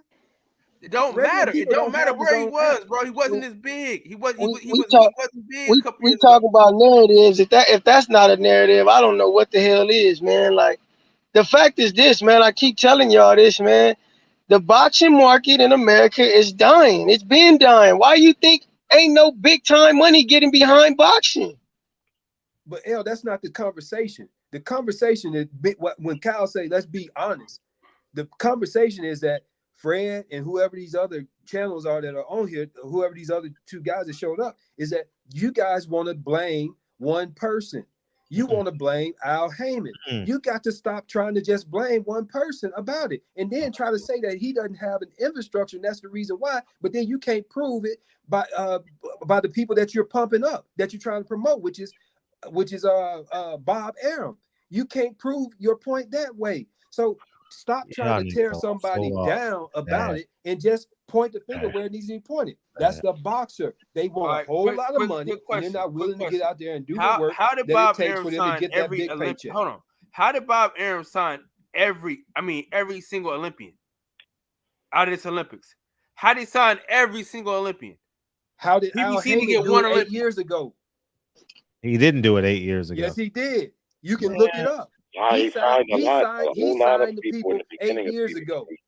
No. PBC had the game on lock. 2008 Olympics, not 12. Yes, he did. It was a 2012 Olympics. He did. He's the one who did. He did all the big signing then. Look it up. They talked about it on the Boxing Voice. They already talked about it. It's already been discussed. It's been hashed out. Show me numbers. You do know Keyshawn Davis had a 2-fight deal with DAZN, right? You do know that, right? So how the fuck did Bob Arum sign him? See, he was the last one to sign with Bob Arum. No, Keyshawn Davis signed with Arum because Arum offered his brother a contract and DAZN wouldn't. That's why. Listen to what I'm saying though. He was the last person to sign with Top Rank. Because he was in a bidding war between Top Rank and Matchroom and Eddie, and Top Rank decided to sign his brother too. So that's why he went with Top Rank. That's what I'm trying to tell you. He just said they signed him 8 years ago. That's what he just said. No, that's not what I said. That's not what I said. Look, what did you say? You just said something about 8 years ago. I said they're saying how did they saying that Top Rank signed all these Olympic fighters, and I'm saying that before Top Rank just did that, it was a case where PBC had the biggest stars out of the Olympics. They went out and got everybody. So I'm just saying it happens. It goes through those little phases like that. Right. Next year it might be PBC again. Right. Look, Fred, I'm not in total opposition to the point that you brought up. Yeah, some onus goes on Al Heyman and PBC behind the things that they're failing to provide and offer to the fans. Promises that they're not coming through on, and things that they can make happen, they're not making it happen. Like, I get it. That he's partially responsible. But understand this, it's not all black and white like the way in which you conveying the message to it. Like, it's not all that. Like, you gotta understand, this dude is a shrewd businessman. Like, he know way more than about the inside and out than any of us, point blank, period. Yeah. He don't even disclose the information that he know. The dude's so cold, I'm telling you. I told you this years ago. Anybody that don't show their face is for a reason.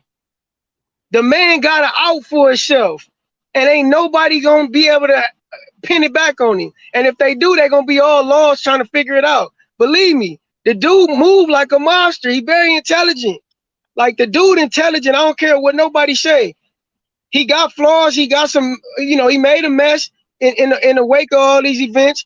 But at the same time, based on his history, I gotta say that he's shown us he found ways to wiggle out and make something out of nothing. Like, it's either he gonna flop or he gonna rise again. It is what it is. But who else making moves that you blaming him for not making? Bob Arum ain't making no moves like that. Eddie Hearn ain't making no moves like that. Not on American soil. He doing it over there because it's a fan base over there in the UK and in Europe. But in America, boxing is dead. And it's not solely because of the promoters. It's the fan base. Why? Because America, look, it's too many different things that the sport of boxing is competing with that gets the American public attention. If you're not somebody that people want to see, that they personally know you, people are not going to spend their money on you and support you. It is what it is. These dudes need to do a better job at becoming more marketable. Point blank, period. They got a job to do. Why? Because it's an ever-changing world. It's an ever-changing So business. whose job is it to promote the fight? Whose It's job is it? their The job network? now. It's No. not Whose job? today. It's not yesterday. Why you don't understand that? You're not This listening. is not times of old. How are they going to? How are they? Hell, can he respond to you? God, hell, you just Man. talking over everybody. How is You talk for when- 10 minutes and motherfucker say 3 words and you just jump on. Fred started this pointing out what's going on at the higher ups with Showtime and Paramount. How are they going to market themselves if the higher ups are not giving them money to fight? What do you? Oh, guys, come meet me at the gym. I'm marketing myself at the gym. What are they going to market? There's no fights. Oh, they're fighting. Okay. Jamal Charlo's fighting once a year. How you market that? You think LeBron James would be a billionaire if he only played 2 games a year? Come on. Oh, okay, look. Now let me break it down to you again. Let me break it down. Everything in business is based off projections are based off the competition. Now, you are able to use the examples of the competition as measuring sticks. You got guys like Ryan Garcia again, who has nowhere near the accomplishments of anybody on PBC. But why would they keep giving this guy venues? Why would they keep giving him venues? Oh, because he sells. Why does he sell? Oh, the kid is putting in the work. He's putting in the work to develop his stardom. He's putting in the work. Listen, you got to remember the whole climate of boxing is changing. The old hardcore fans are dying. You know who the old hardcore fans were? Old men that were born in the 30s and 40s. They are dead. Those are guys that locked into Ali, Frazier, that heavyweight there. Then came Sugar Ray Leonard. Then came Tyson and Lennox Lewis and Evander Holyfield. Them guys are dying. It's the same thing happening in the horse racing industry. The same exact thing. That doesn't answer the question I had. That's not. You're not answering my question. Exactly. You're giving me anecdotal stuff. You're giving me outliers. What I said is, how is a fighter going to market himself if no network wants to put on fights? It's the promotional job it's the promotion company job to market the fighter. Yes, I agree with that.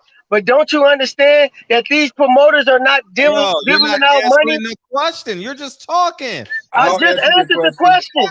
Man, don't worry about it. He's just going. He just wants to hear himself. He says, I'm telling you the truth. The facts are there. Okay. I just told you it's the promotional. It's the promotional company. Hey, Fred, you should talk politics and race because it's more civil. Well, what's going on in LA County right now? It's just that's very good. Okay, so I can I answer just this said, question.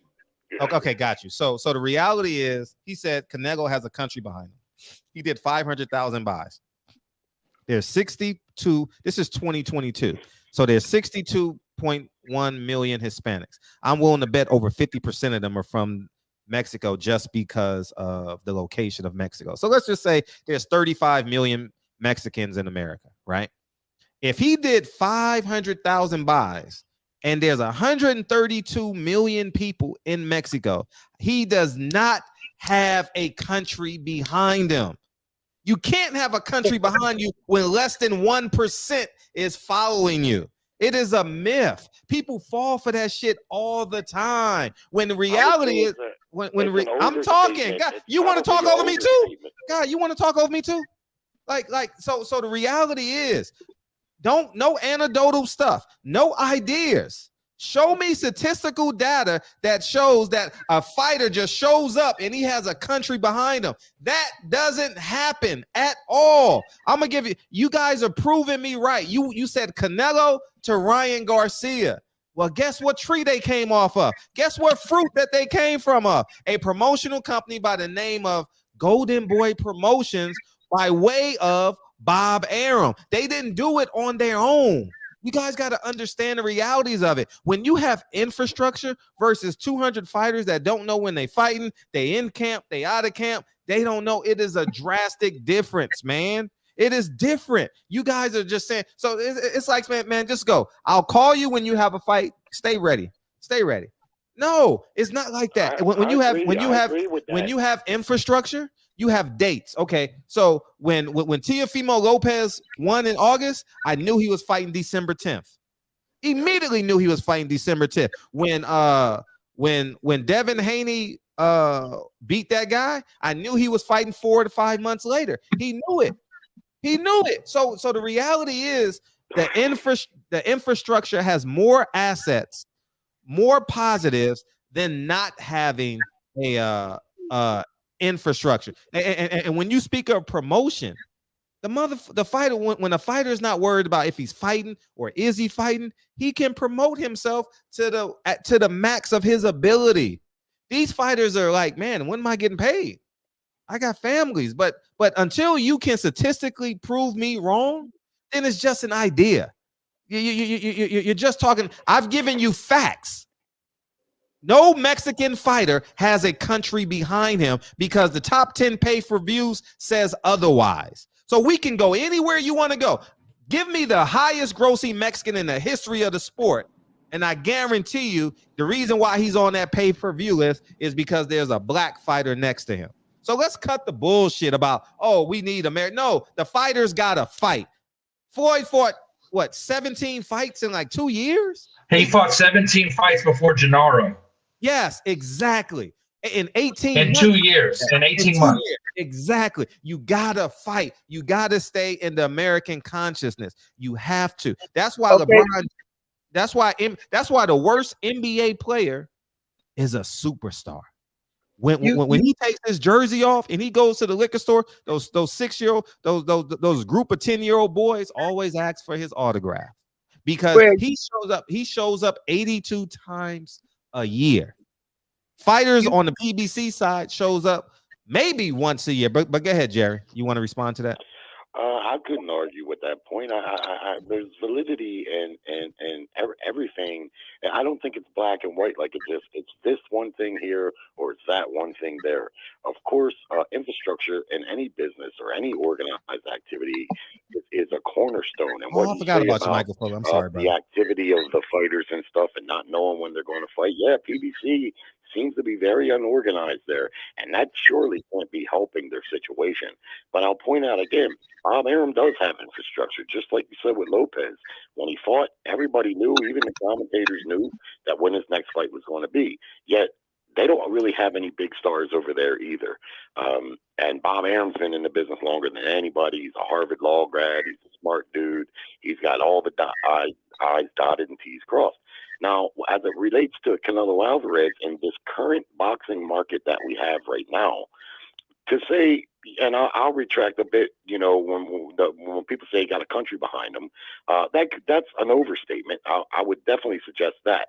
But in this current market, Canelo Alvarez fought Bivol, who's an unknown commodity in the United States. He's as unknown as a fighter's going to get in the States. He only had, I think, 15 fights, and he sold 550,000 pay-per-view.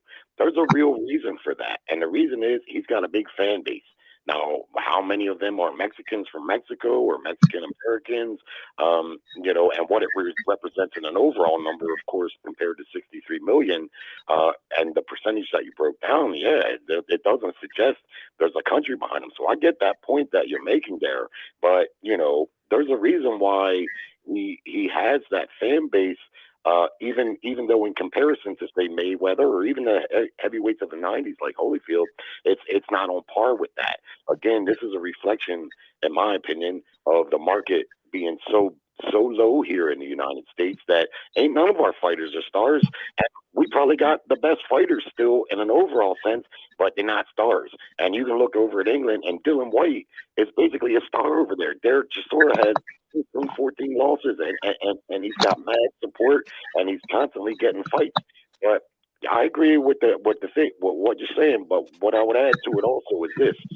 These promoters are in the business of boxing to make money. It's not really advantageous for them to not have their fighters fight, but if the market is not there, no one's just going to keep throwing good money at bad investments. You see what I mean?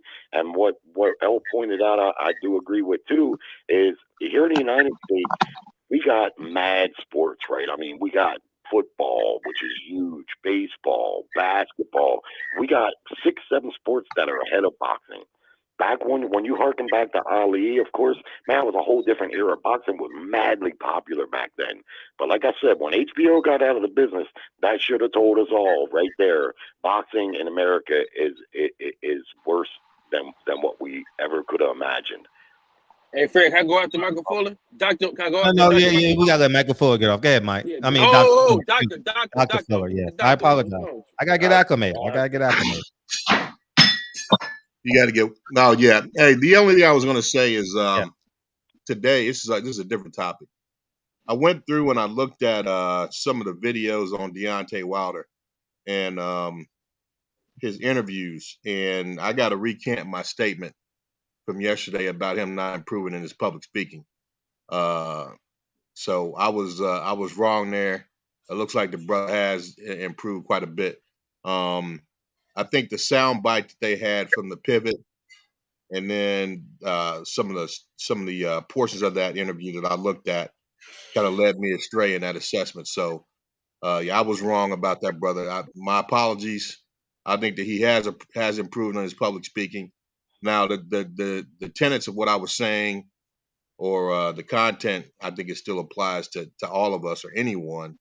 It's important to be able to communicate verbally and literally when you what your primary means of communication, your primary language. But I don't think my comments apply as much to Deontay Wilder as I thought they did. I know they don't. So my apologies for that to him and anyone that was offended by that in regards to referencing him. I was able to look at his look at some videos that he did this week, and he's come a long way, and you can tell that he's he's growing in that area. So my comments were out of place, and I want to apologize to him. Anyone I offended by applying what I said to him. I think what I said in general would still applies to anyone, but not so much to him. And to kind of make up for that, I wasn't going to get that PBC fight where he fights on Saturday, but I'm going to go ahead and buy the fight now as a means of atonement. A means of atonement. But here's the thing. Now I wasn't gonna buy the fight because I don't want to support the PBC fights until they actually make that Spence Crawford fight like promised. But since I made an error yesterday in my assessment about the brother, I'm gonna go ahead and buy that fight, support his fight this weekend. But yeah, I should have listened a little more, did a little more research before I made that comment about him, because he has grown. I listened to some of the stuff he mentioned in his other interviews, and then not just the sound bites from the pivot, and then some of the things along the way in the pivot. I actually went through and paid close attention to what he was saying, and also looked at other interviews that he's had in the last month. And yeah, the brother has grown, so I was wrong there. So all right, that's it. Give up the money. That's very big of you. And just and El, you definitely can go next, but I just want to say, if Canelo has a country behind him, why isn't it just a plug and play situation? I just give one Mexican, he gets this, he gets all the Mexicans behind him. He gets that, he gets that. Mexicans got countries behind them. We can put them anywhere, and they just sell out everywhere. Well, he does. Hey, Fred, question of the day: if Canelo Alvarez has a country behind him, why he ain't fought in that country yet? Huh. I mean, as Canelo as we know him now, right? Yes, yeah, right. Why is he a star though? He's a star because he had a promotion. He built this brand. They built him. He was built. It was a plan. It was a plan for him to fight Floyd Mayweather. So they built him. He was the I agree. They built him, but they built him based upon what though? Based upon what? Capturing a market, right? Oh, that's true. Okay. What market are they capturing? Who's supporting Canelo? Who supports him? Who are Canelo's main supporters? I don't want to be rhetorical because it causes conversation, but go ahead. No, I just want to know who supports Canelo. Who? Mexicans. Mostly Mexicans. There you go. And you made a point a couple of months ago, and you made this point several times. Who does PBC constantly use on their cards? That has nothing to. We're Hold talking on. about No. promotion. Hold on. Who do they constantly use on their cards? You say this all the time. Oh, PBC, they got 10 Mexican fighters and 1 black fighter on the black card. Because they're cheap, not because they're being promoted. Because they're cheap. I'm gonna tell you something, man. This is from personal knowledge, personal experience, eyewitness experience. The biggest boxing market here in America, the biggest group of people that support boxing are Mexicans. Hands down, point blank, period. You know why? You know why? They gonna buy the ticket, they gonna buy the merchandise, and they gonna buy the food. They coming to spend money. Point blank, period. Hey, I got a question for you. That's why PBC gonna have 10 Mexican fighters on the card. But no, but they It's only have not just because they cheap. They gotta make money. Labor, dog. Kyle, let him get off. He's not making sense, but let him get off. He's How am I not making sense when we got the evidence right in front of us? And you even alluded to this point, Fred. Because go to the top 10 go to the top 10 gates in boxing, and that'll give you your answer. Let's forward the conversation, guys. He's just heavyweight talking. There has been no Mexican heavyweights. Heavyweight always gonna sell. Heavyweight always gonna sell. But before it was Floyd, it was Cesar Chavez. He was a pay-per-view king. No, he wasn't. He wasn't the king. He was a pay-per-view king. He wasn't the king, but he was a pay-per-view king for the lower divisions. For the lower divisions, he wasn't. We're talking numbers. See, you're just talking, hell. You're not giving data. You're just going off ideas. If Mexicans are plug and play, then Saturday night at StubHub Center in LA, 73 degrees, it should have been perfect. 1,000 people would have only 1,000 people showed up. See, Don King had Mike Tyson, and you got to understand this. When Floyd Mayweather fought, it was sold out. When Mike Tyson fought, it was sold out. When Canelo fought his last 4 fights, it wasn't sold out. You guys got to understand. Check the gates, man. We're doing all this talking. You are spilling narratives. I need data from you. Where they paying him these guarantees at? Are they just printing money for him just to fill up his pockets? That's not what I'm talking about. So where's the money coming from? How is he making this money? Tell me that. You're just tell me. How is he making the money? Oh God. But he also ain't signed with he also not signed with PBC. I want to know how Canelo making money. How is he making these guarantees? Explain that to me. Somebody. Where's the money coming from? It's coming from sales. You've proven your point already. Why we study going back and forth about this, man? Let's move on to something else. Hey, can I get one word in? Go ahead, brother.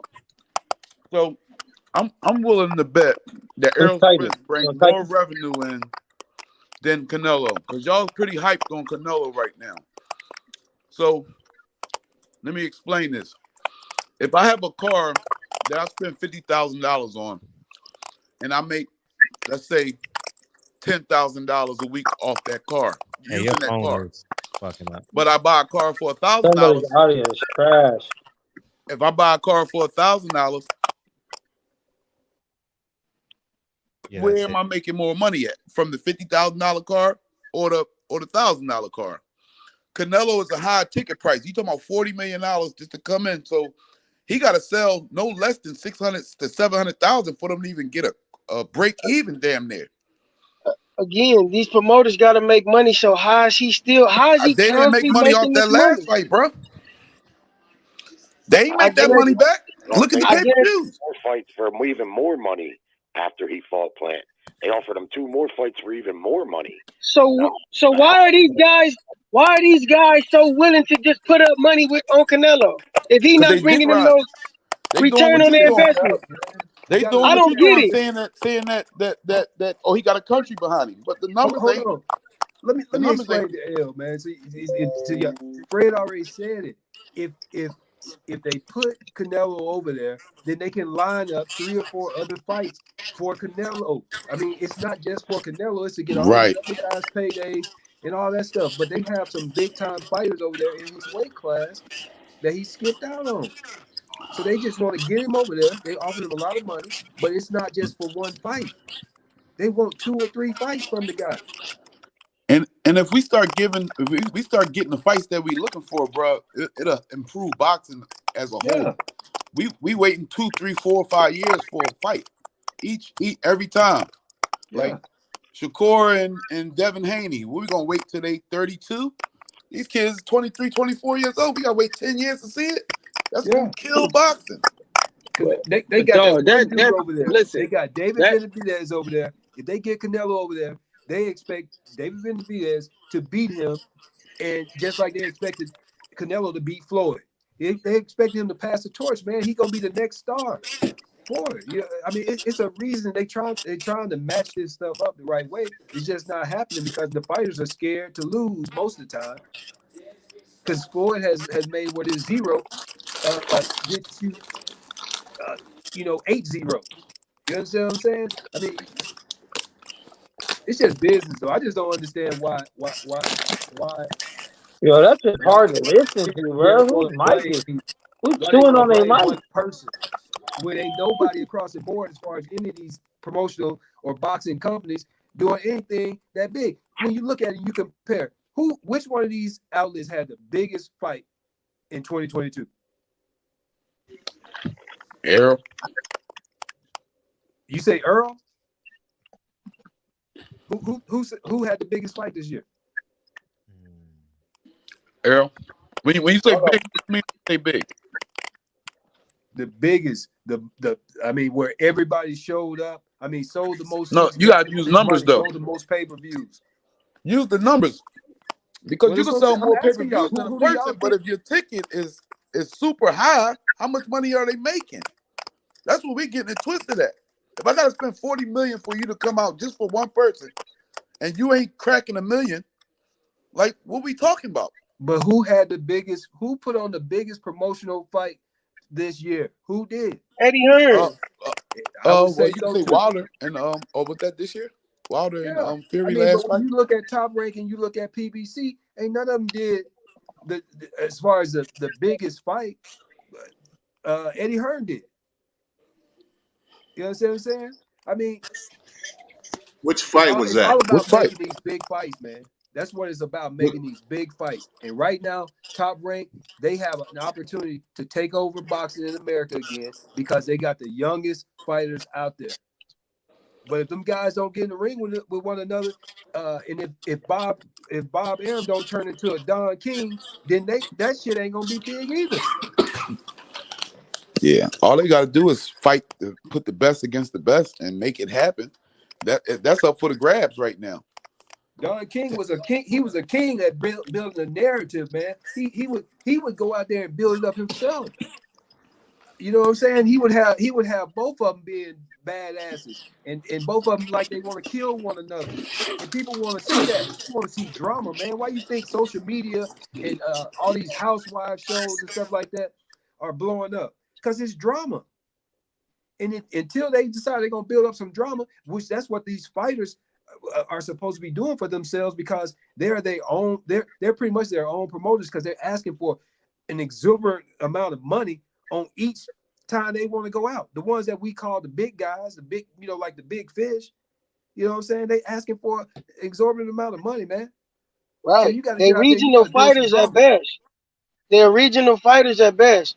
Earl Spence, he's not that much bigger of a draw than Terrence Crawford. He's a regional fighter at He's best. bigger. He's bigger, but they draw from the same pot, from the same pool. He's not that much bigger than Crawford, because if he was, he'd be fighting more times a year than once. Trust me. That ain't got. That's He's 100% bigger. That's the politics of that shit. That's why they can't make the fight. Okay, now. if you have money, right? If you have money to invest, or if you had a product, I'm gonna just say like this. I'm sorry, 3 times. If I had the best dope in the if I had the best dope in the city, I'm flooding the market. I'm not worried about nothing. It's gonna sell itself. I don't care. I don't care if I'm selling it $5 a gram shorter. I'm about to flood the market. Why? Because I got the product. The streets gonna know my name. The numbers say that he's 3 times bigger. That's facts. See, you keep going off of these emotions, man. We talking about facts and numbers, man. No, look. If Earl Spence was that big, right? Why is he not fighting 3 times a year? Well, none of them fighting 3 times a year. Only people fighting is the Mexicans. The answer to your question. Canelo. Okay, why are the Mexicans getting the fight? Huh? Why are the Mexicans getting the fight? Because they cheap labor. That's Al Heyman, man. You want to give your closing remarks? Yeah, I'm gonna get my closing remarks, man. Hey, man, we getting the hell out of here, man. We ain't coming to no conclusion tonight. Man, so we can get out of here, man. It's still early, man. Man, please. These promoters. Hey, wait, Al. Hey, Rob, we gotta let you go, man. You killing this fucking show, dog. I'm not saying nothing. Nigga, your fucking microphone. Sound like you eating rock. My bad. All right, I'll holler at you, dog. All right, peace. Yeah, that shit is annoying, ain't it?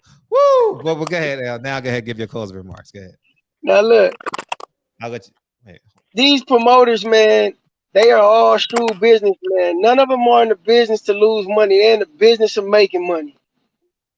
If we have seen a constant theme behind a particular fighter, and why these guys will readily and willingly throw money at a particular fighter, it's because that particular fighter can draw back a return on their investment. Point blank, period. Or they all wouldn't be salivating over the opportunity of being able to put a card with his name showcasing that, that headline. It's point blank, period. Like, these guys gotta make money. It's a reason why they holding back guys on their own stable, because they not willing. It's a risk, man. It's a risk versus reward, Freddie. You know this, man. This is simple.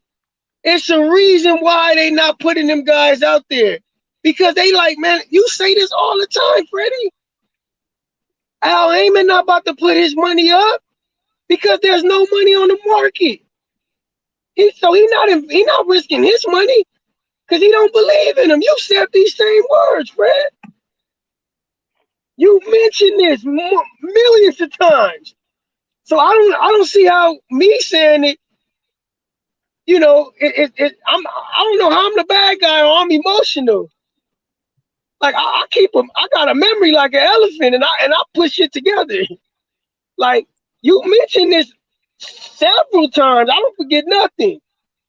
It's a reason why Al Heyman will say, fuck Earl Spence, fuck Deontay Wilder, fuck his whole stable, and say, man, I give you 80 million, Canelo. You know why? Because he trying to win twice. He gonna win on the front end, and if Canelo lose, he gonna really win on the back end. Because you know who he gonna make Canelo fight? Oh, he gonna make him fight Charlo or Benavidez. Who is Charlo and Benavidez? That's a PBC fighter. They about to rob Canelo of everything he got. So Al Heyman wins. Regardless, he wins.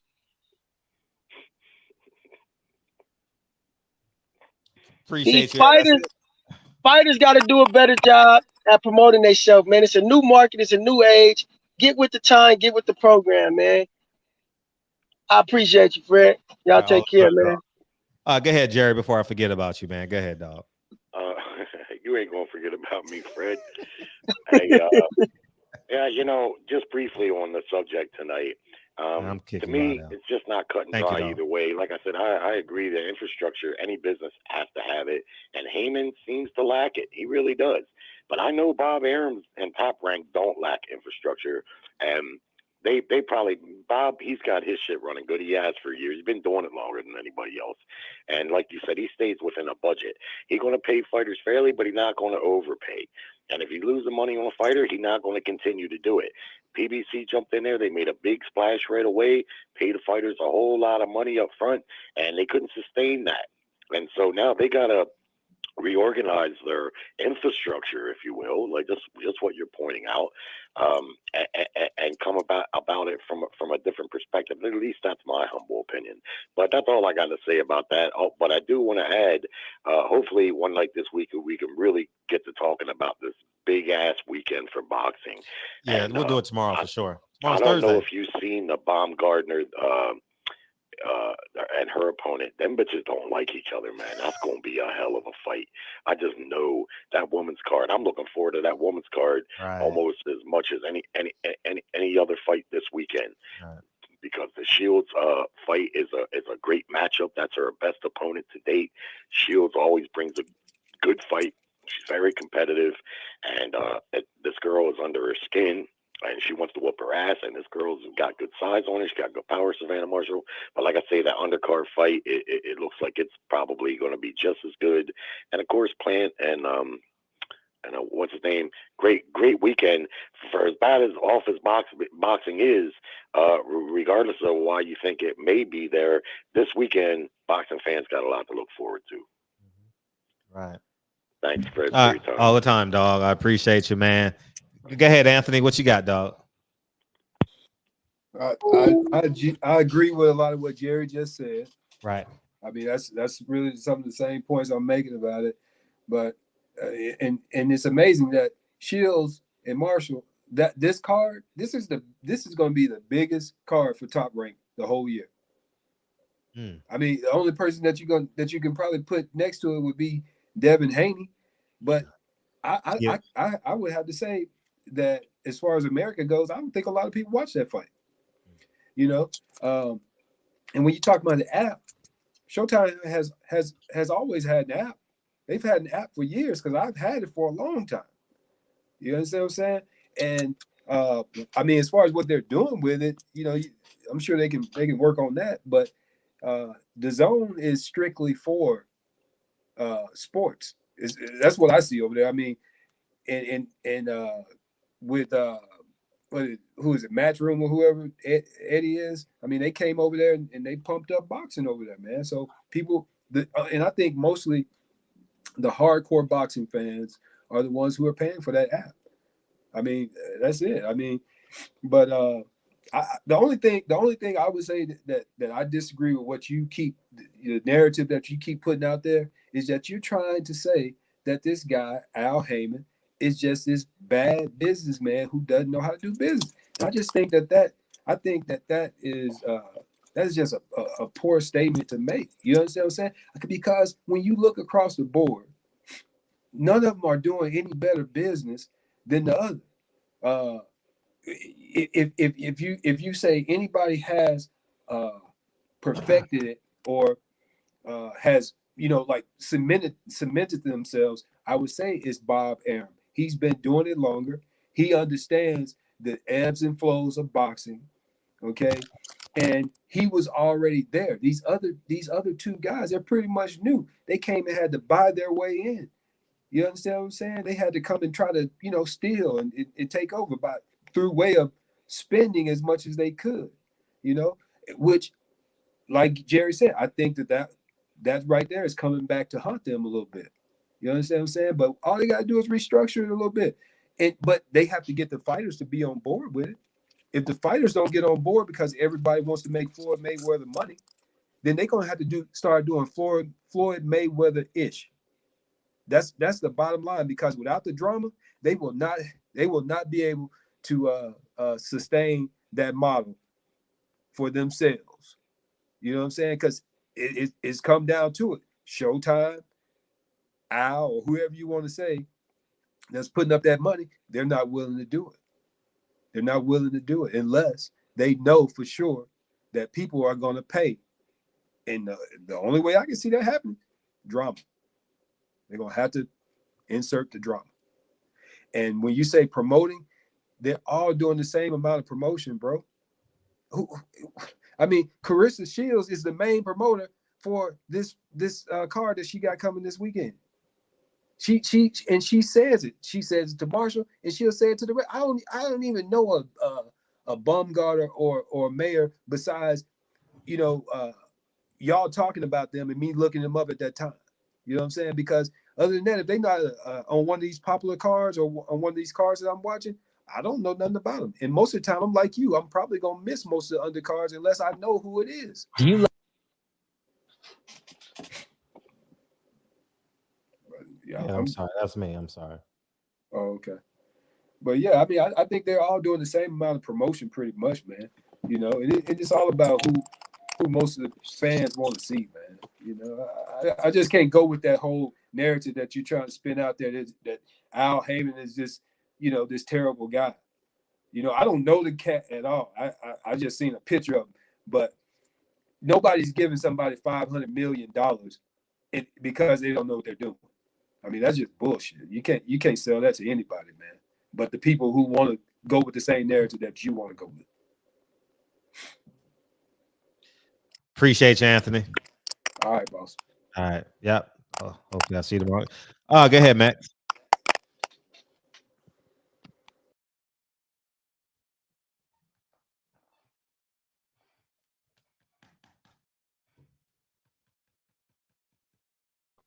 Yo, there you go.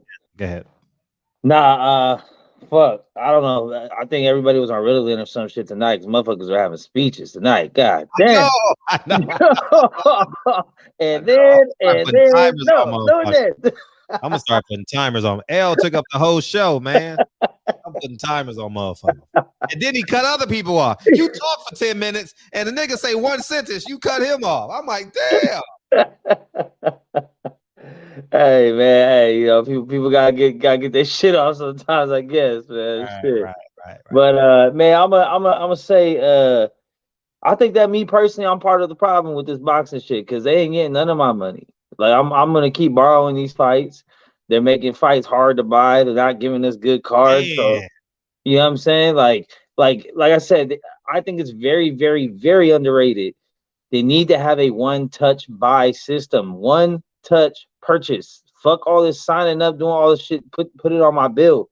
Put it on like that's how we all grew up watching pay-per-views. When the Tyson fight came on, you went to a certain channel, pressed it, it was bought, it went to your bill at the end of the month. That's how it used to be. Now you got to get an app, you got to download something, you got to do like it's too much extra shit to watch a fucking fight, and then the fights aren't even worth it. The cards aren't even stacked, and they're fucking like $80. No one want to pay that shit. So I think they're their own worst enemy. I think once the dinosaurs start laying down in this business, we're gonna get some younger heads here in the probably 30s, 40s that understand technology and how to utilize it, and how this new wave is going with these apps and these tablets and these Fire Sticks and smart TVs and shit. Because I think the old heads just kind of trying to hold on to what they know how to do, and they're not really being receptive to what the new wave is. But like I said, man, I'm part of the problem because I ain't paying for none of this shit. I'm not. I'll pay for a ticket before I pay for a pay-per-view. And that's just pretty much how that's going to go, man. So, you know, at the same time, all these fighters get as much money as possible, man, because it's a dangerous sport. It's a dangerous sport. But I'm going to holler at you, man. I know I came in late to all this shit, and yeah, it's hard to double dutch and jump in that motherfucker. No, I kept you out because I was like, I'm not letting you in with that name. I'm not. I didn't know who you were. So I'm like, at first I had Kyle Davis. Yeah. I was like, you're not disrespecting Kyle on my watch, nigga. I'm gonna Hey, let you in. that was from earlier because I said Max, I'm thinning at the top. Oh, man, 'cause I was like, man, I was like, I'm gonna make this motherfucker wait. I'm gonna make her wait. Oh yeah, I didn't even have my camera on either. I know. And then when you cut your camera off, that's why I said, "Oh, that's you." Yeah. Yeah, I had to talk shit to Kyle earlier, but it's all love, man. So I mean, hopefully we get some cool shit going down, man. You gotta let me know when your first fight party is, Fred. We're gonna pull up on you, man. Facts. Shit, whatever it is, whatever the fight is, you know what I'm saying? We'll figure it out. Right. But I much love y'all. I see right now in the section, Kyle. Yeah. Always love with you guys, man. I'll holler at y'all. Appreciate All right, big dog. Yep. Go ahead, Hold Kyle. it down, man. Pedro. Yes, sir. Man, another great show. It was a good show, very good show, very passionate show, very passionate. And I have a closing remark, but go ahead, Kyle. Well, you know I'm about to be up. I'm clocking in 2 minutes, so I wanted to make sure that I tapped in with you. But most definitely, man, it was a good show. I'm happy to be a part of it, man. We're growing, man. We're growing. Yeah, brick by brick. Brick by brick. Oh, TB want to call in. Yeah, I'll let you call. I ain't heard from you in a minute, TB. Go ahead, Oh, call. yeah, we gotta let him call in for sure. Yeah, go ahead, TB, for sure. I just read it right now. I just read it. Hey, good night, Drew. Hey, I appreciate you, man. It was great meeting you today, dog. Thank you, man. Thank you.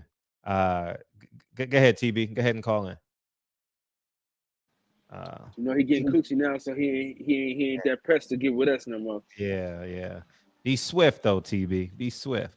There we go. I don't want to. Go ahead, TBA. What it do, Fred? What it do, man? What's up, man?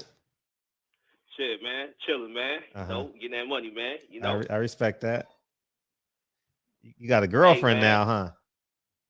Nah, I wish. Okay. What's up? Yeah, but hey, man. Shit, we got a lot of boxing coming on, man. A lot of boxing coming on this week, man. How you feel about these fights, man?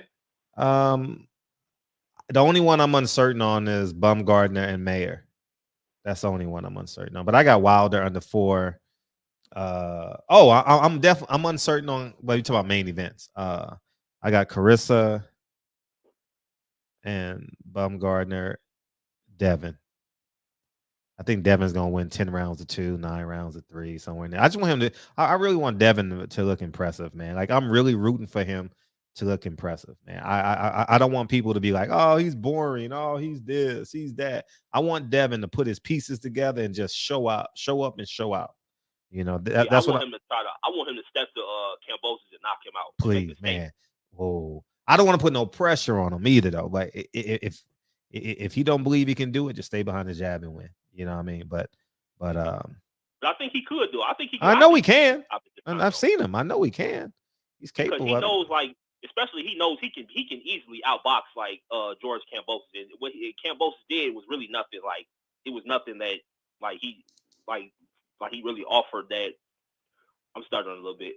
It was nothing that he offered a little bit. Like it was nothing that he offered that really gave him any trouble. Right. No, yeah. It was nothing that George could do that night. You know, I agree. I'll be on the couch all day, you know, pretty much. I get home around 12 from basketball practice. What's going on? Oh, my bad. No, I'm just responding to you. Man, what's going on with you, man? Al Heyman, man. Shit. Man, Al Heyman out here looking like Pookie. Put it in my hand. Just put it in my hand. You know what I mean? You know what I mean? Shit. That's the reality of this shit. Man, they fucking dropped the ball on the Errol Spence and Terrence Crawford fight. For a second, I thought the shit was gonna get made, man, but shit, they have disappointed me again. This is why you listen to Kyle Davis, man. I told you shit wasn't gonna happen, man.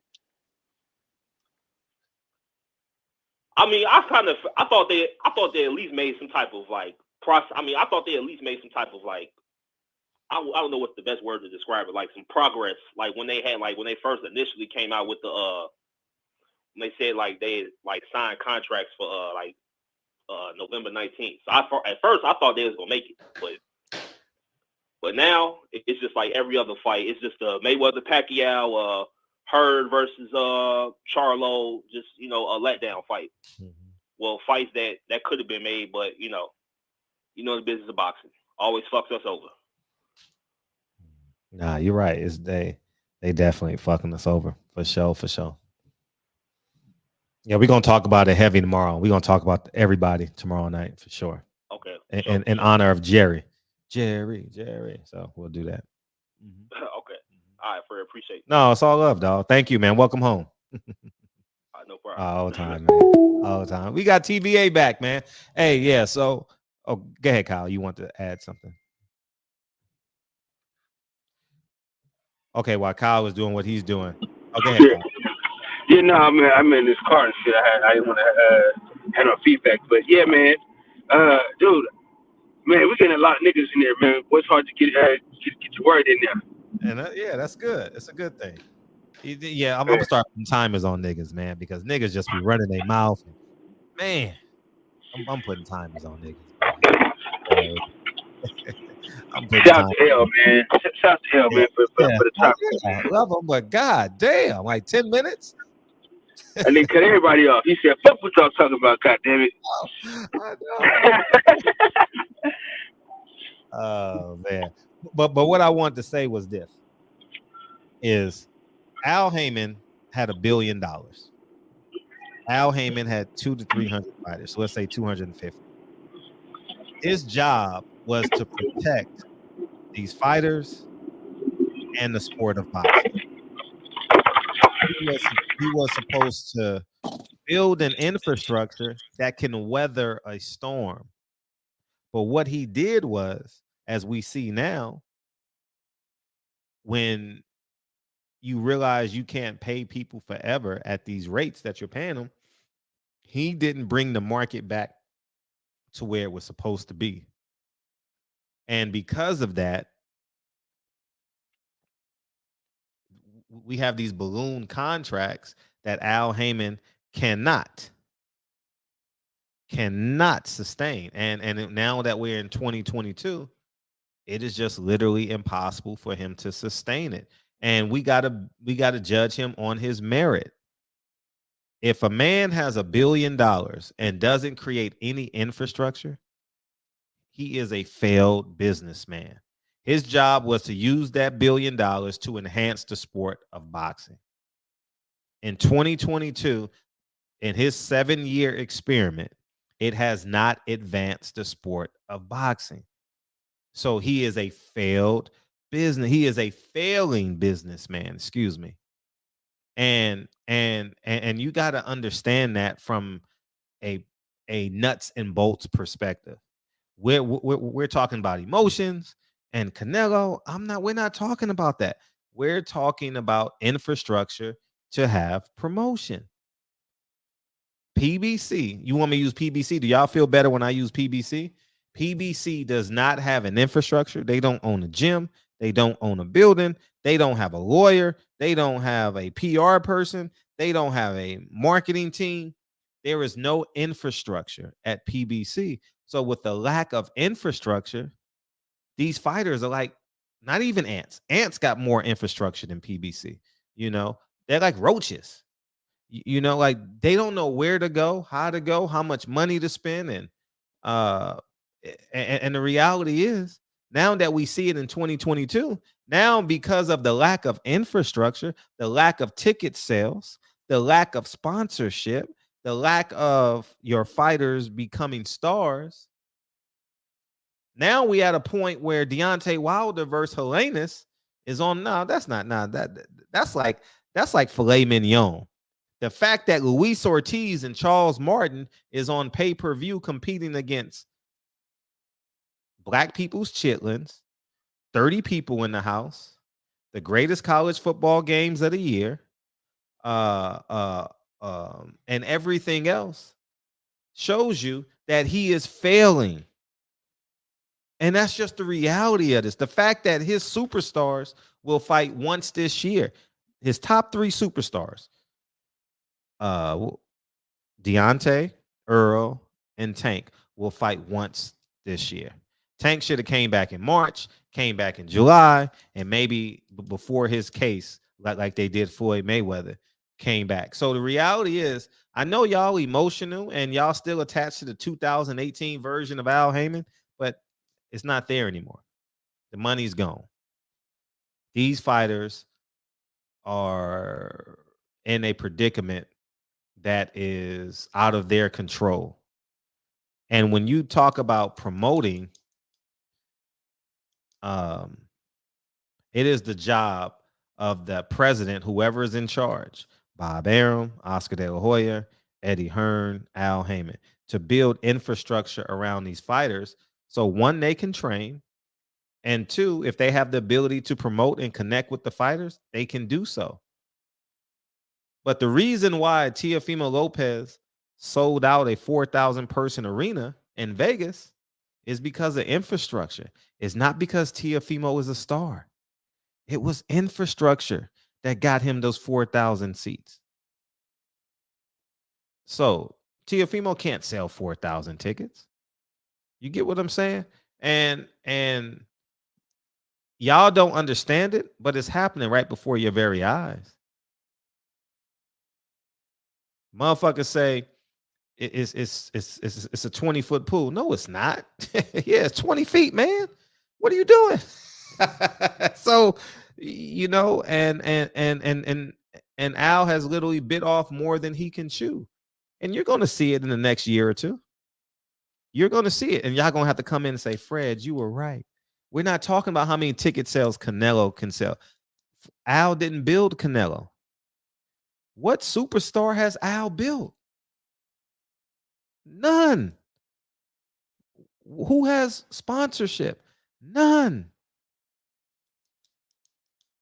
This man has destroyed boxing. Look what he's doing to Deontay Wilder this weekend. I told you guys, as much as I care and love Deontay Wilder and will support him until the day he stops fighting, I will be at his Hall of Fame in Minnesota. I will be there. But the fact that Deontay Wilder is on pay-per-view after coming off 2 losses against a guy that Americans can't pronounce, so they don't even care, is ridiculous. The fact that Earl Spence fought in April and he put 45,000 people, between 40 and 45, I don't know what the number is, but I know it was over 40. He put over 40,000 people. It's terrible. And I already know, I just saw it in the chat. Oh, what is Bob Arum doing? See, that's the problem with you Hotep Negroes. You always want to compare yourself to a white person. But the reality is, I'll tell you, it's infrastructure. His train never falls off the tracks. Bob Arum has 2 fights for free this weekend that we are excited about because of what? Infrastructure. Simple. They're both free. Devin Haney and Carissa are free. And 20,000 paid, sold out. Devin Haney sold out. So when we talk about this, Earl has fought 1 time this year. Earl is a unappreciated commodity. So I mean that's all I want to say, man. I don't want to make this go on and on and on, but y'all just holding on. Y'all just holding on for that Hotep, for that black Jesus, for that black Jesus moment. You know what I mean? If you're a superstar on PBC, you need to be fighting 3 times a year. That's all I'm saying. At least twice like Floyd. That's all I'm saying. So anyways, man. Hey, the prospects can't even fight more than once a year, though. Nah, I mean, Floyd fight more than these fighters, man. You know what I mean? You know what I mean? Floyd fight. That's all I'm saying, man. It's Hey, but why couldn't Jalil Hackett get on his undercard? I know Jalil Hackett is only making $30,000 a fight, $20,000 a fight. Fly him on your private jet. Go pick him up. Is that too much to ask? You know, I don't want Jalil Hackett's dad to get mad and come in the comment section and be like, Fred, what are you talking about? Well, you only fought 1 time this year. Tell me, what prospect fights 1 time a year? That's to a major promotional company. I'll wait.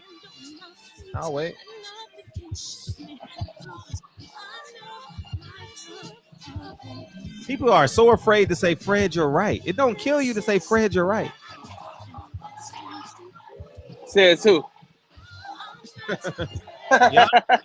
Y'all niggas are disagreeing with data. Canelo got a country. Mexicans are the biggest supporters. They are? Show me the gates. Show me the gates in boxing where Mexicans brought in 16 million. Deontay Wilder, Tyson Fury brought in 16 million. Tank Davis brought in 5 million. 19,000 people in New York. Y'all are just so, see, everybody got a white Jesus complex in them. The numbers tell you. But hey, what do I know? ideas and talking points you done heard for 20 years. That's all it is. Hey, but let's give Al Heyman some credit for this weekend, though. Why? Because you got name cachet, name recognition. Yeah, but you got to pay for it. I can't call my cousin that's working job to job and be like, hey, Deontay Wilder's on. I got cousins all over this country. We talk boxing all the time through text. And I can't call them like, hey, you watching the fight? They ain't paying $75. Hey, but Fred, they also had to pay for fucking Luis Ortiz, Andy Ruiz. So I'm just saying, nigga. Yeah.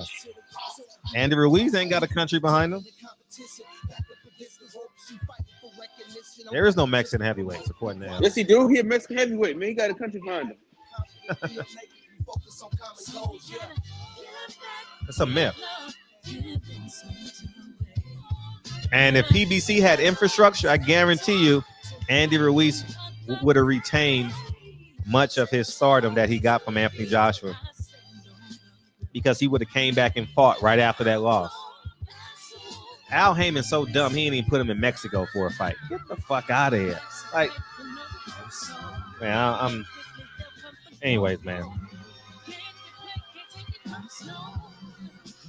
The biggest fight in the history of boxing is Greg Haugen versus Julio Cesar Chavez, if I'm not mistaken, Azteca Coliseum, 115,000 people, 119,000 people. Promoted by who? Don King, if I'm not mistaken.